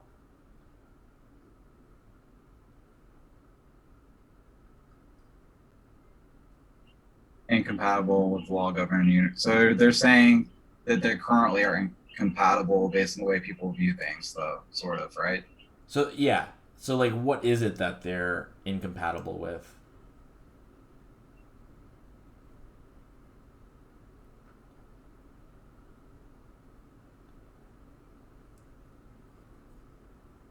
I mean, just the worldview that we have. So the law Like it goes, governed universe, right? yeah. The law governed universe, like, would be like what laws, right? Like scientific laws, right? So I would have picked B, I think, by now. So I don't know. This is like where I'm stuck. so like overall from the passage, right? What's like the overall like main idea you would say? I felt like it was that our like scientific principles that are generally accepted still aren't our moral code, like social, political, religious things still aren't I think you got like, your answer there. yeah, okay. Ooh, well, what did you say? Because you said the science things, right? I guess I got confused. Because I got confused, I think, with the acceptance part. Have been accepted. Well, oh, I get. Oh, well, so think about what the so the conflict part, right? So like in B, I see. So the way I read choice B is that all like our social, political, and moral beliefs like are inconsistent with cultural attitudes that we have. okay. I think I'm a. And then So I think and I was then taking this yeah. literally, and that. Okay, so I'm saying that this would be wrong because they don't currently coexist with our cultural attitudes, right? Um, I think But to they're not focus on the inconsistent inconsistent for B and the conflict with C. because there is a conflict. Yes. So I guess conflict. I'm thinking of accepting was like that everybody accepts them. I guess Yeah. people do Think of it accept them. as So, like sorry. Think of it as we do accept them as being right as science, but they're asking like our social, political, and moral beliefs are yeah. yeah, like we accept the scientific principles. People are still like, well, whatever, kind of like against. Yeah, and Yeah. also like it helps to look like how close, like, so you spotted where social, political, and moral philosophy is, and they talk about the 17th century science thing, right? Yeah. So I think the thing here is that cultural attitudes equals social, political, and moral beliefs. Okay. So so if they're equal, they can't be inconsistent, right? Yeah. Okay.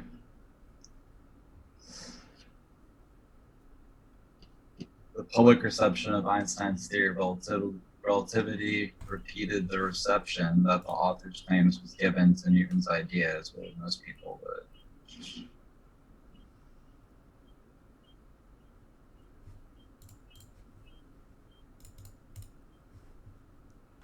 Okay. So this is kind of like more of like the earlier stuff. Yeah, where we were up here talking. Yeah. They're saying like when we discover a new scientific theory, how do people initially feel about it?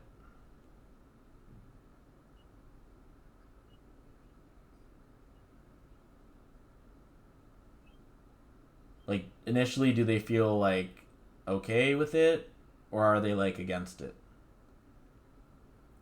I think they were at first against it, but then they like later just kind of like accepted it. Mm-hmm. There was resistance, so accept theory. They didn't accept it readily. Mm-hmm. Resist theory initially perhaps modified. They didn't modify their view. I don't think they just kind of let it fit in. But I'll just leave that for now. Claim to believe that they ignore its profound implications. Reject its version of reality. But that's not. I don't think that's true. Reject its version of reality is contrary to common sense. No, well,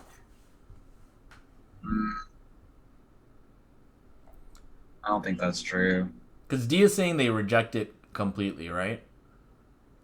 That was And we know that from the passage that we may resist it initially, but eventually it becomes part of our collective common sense. Yeah, I would have gone with B. Claim Yes. to believe they're going to ignore it. Yeah, that's yeah. Claim that natural law should be as true of humans as of stars, planets, and molecules is most in accord with the view that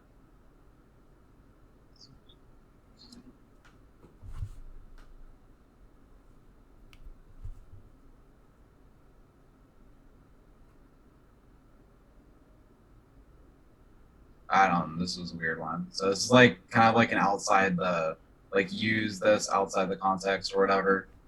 Yeah, but what do you think it would be close to?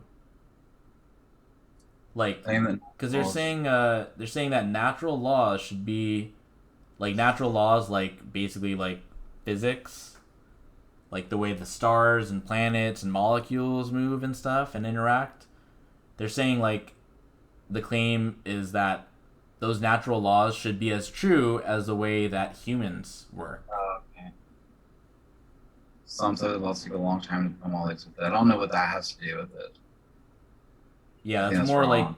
like the earlier question about how people would react to like Einstein's theory when they know about Newton. Some physical changes can be explained by statistical laws only. I mean, they're saying here, they're comparing like your natural laws to like what you see. I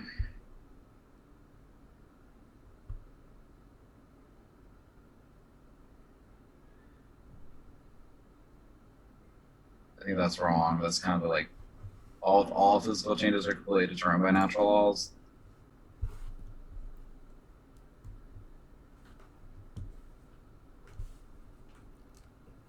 So, what is that claim saying?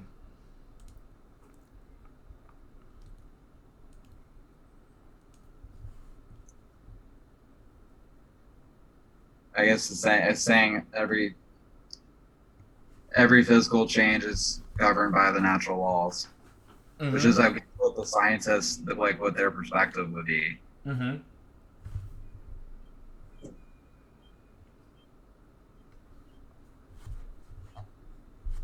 So I guess maybe I don't know. Maybe that's the answer.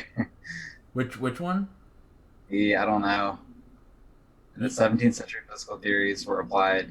I'm just kind of lost with this question. Like, what I was supposed to take out of that middle section to get to this?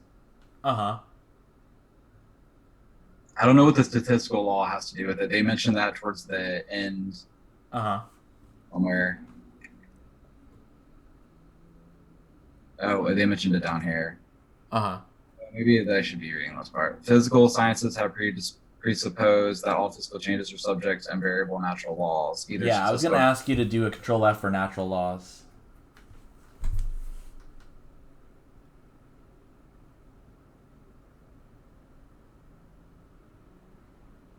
So the main thing here is so like C is a true statement because that's saying like what you highlighted there, like not highlighted, but like Yeah.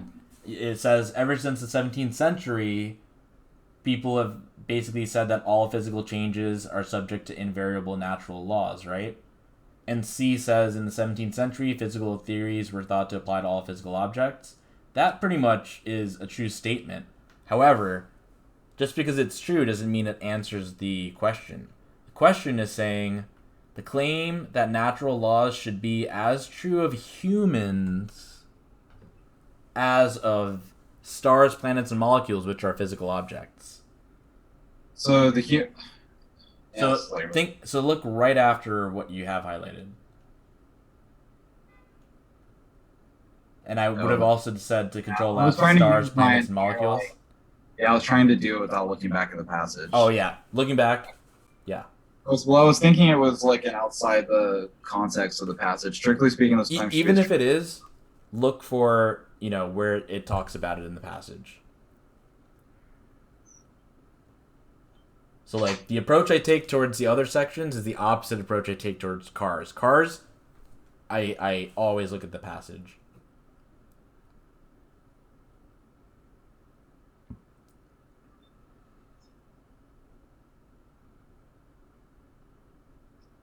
mm, is it, I mean, I'm assuming it's between C and D. I'm just still like lost. Like, So okay, what you have highlighted there is C, but look at the yeah, question. What is that question asking? and the natural law should be as true from the stars, planets, molecules, and most important to do that. All right, and now look at what is after what you highlighted in that last paragraph. All right, so he's saying it should be true, but it's not currently true. Yeah. So this is talking about the claim that natural laws are true for humans. We know that it's not, but it would be most in accord or in agreement with a view of what?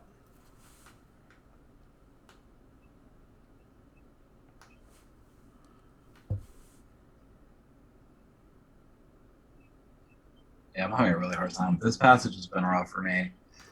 Uh, all should be as true.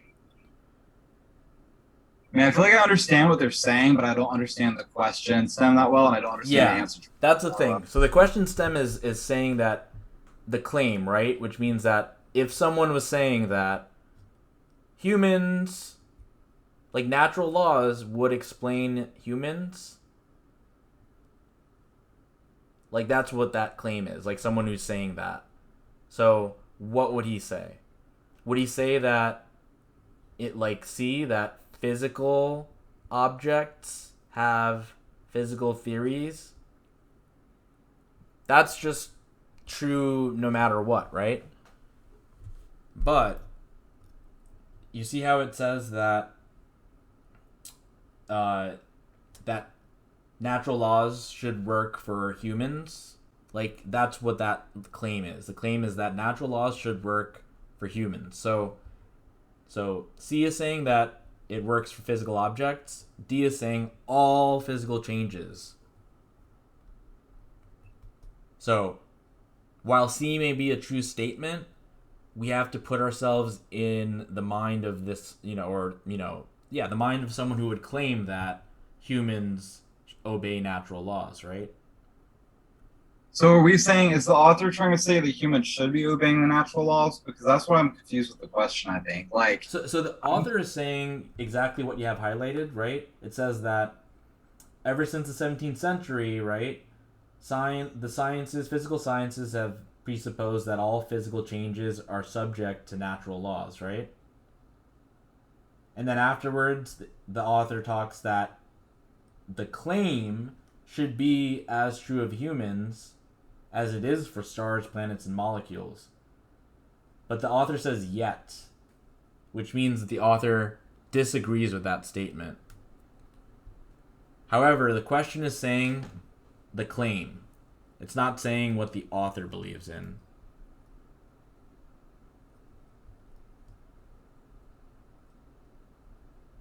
The claim is that natural laws should be true for humans.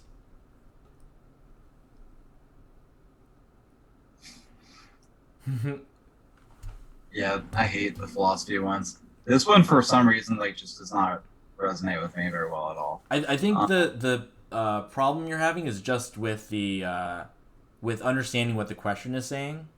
yeah, I don't understand it. I So yeah, the claim You think that the author is yep, saying that? Is the author saying that claim? it just says it's a claim, right? So if that claim is true, what's it aligns with Yes. the point? Yeah. But it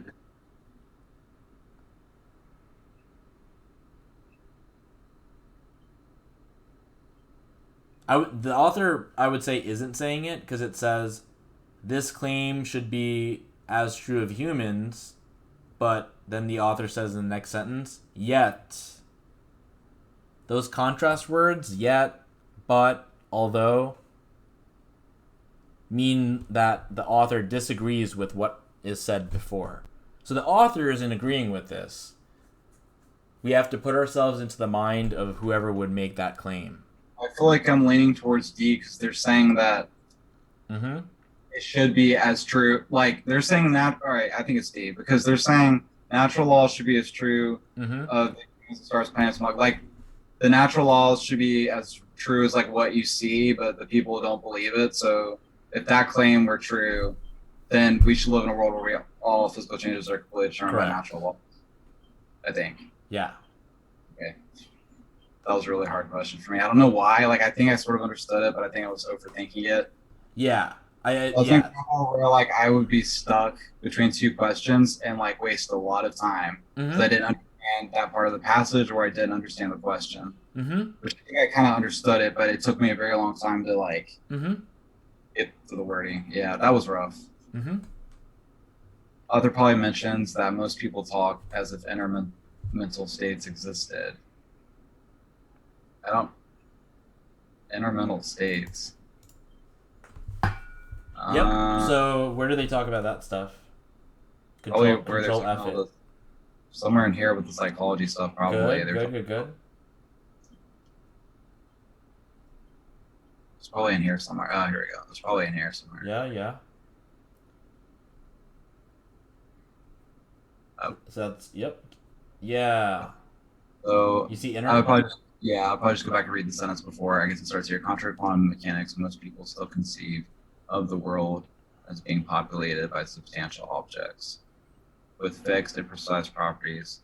Contrary to behaviorism, most people still find it helpful to talk about intermental states of themselves and others. So why do these exist? In order to demonstrate the weakness of some scientific theories? I don't think that's true. To provide an example of application of natural law to human behavior?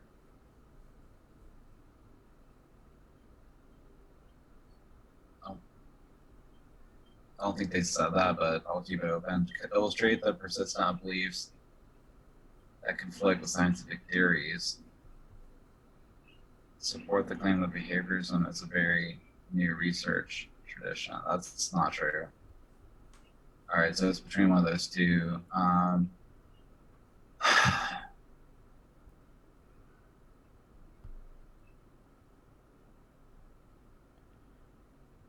I'm a little bit lost with this. So they're saying he's saying people conceive the world being populated by substantial objects.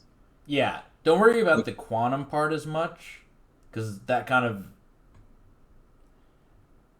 But think about the think about the contrary. First of all, the word contrary, right? And Yeah. think about behaviorism. So contrary to behaviorism, people find it helpful to talk about their inner mental states of themselves and So others. since the word contrary is there, do you think behaviorism is about inner mental states? Oh, so it's this what? Oh, that the mental state is contrary to behaviorism. Then. Mm-hmm. Oh, okay.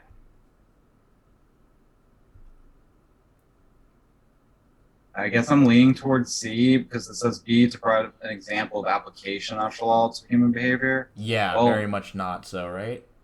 Because yeah, then the natural law, like in that previous question, would mean like human behavior should work according to physical like laws, like the way the stars, planets, and molecules work, right? yeah. So yeah, that makes sense because behaviorism doesn't. Yep. Yeah, yeah. So yeah, Uh, that's saying like behaviorism is like a new science, but people still talk about the inner mental states. Yeah. Yeah, that was a tough passage for me. Those were the hardest ones for me. I mean, Mm-hmm. usually I do okay cars. That one was kind of rough. Mm-hmm. Uh, I didn't read the passage. I was kind of like tired Yeah, because we I've went through done it pretty fast. studied all day long. Yeah, yeah, yeah.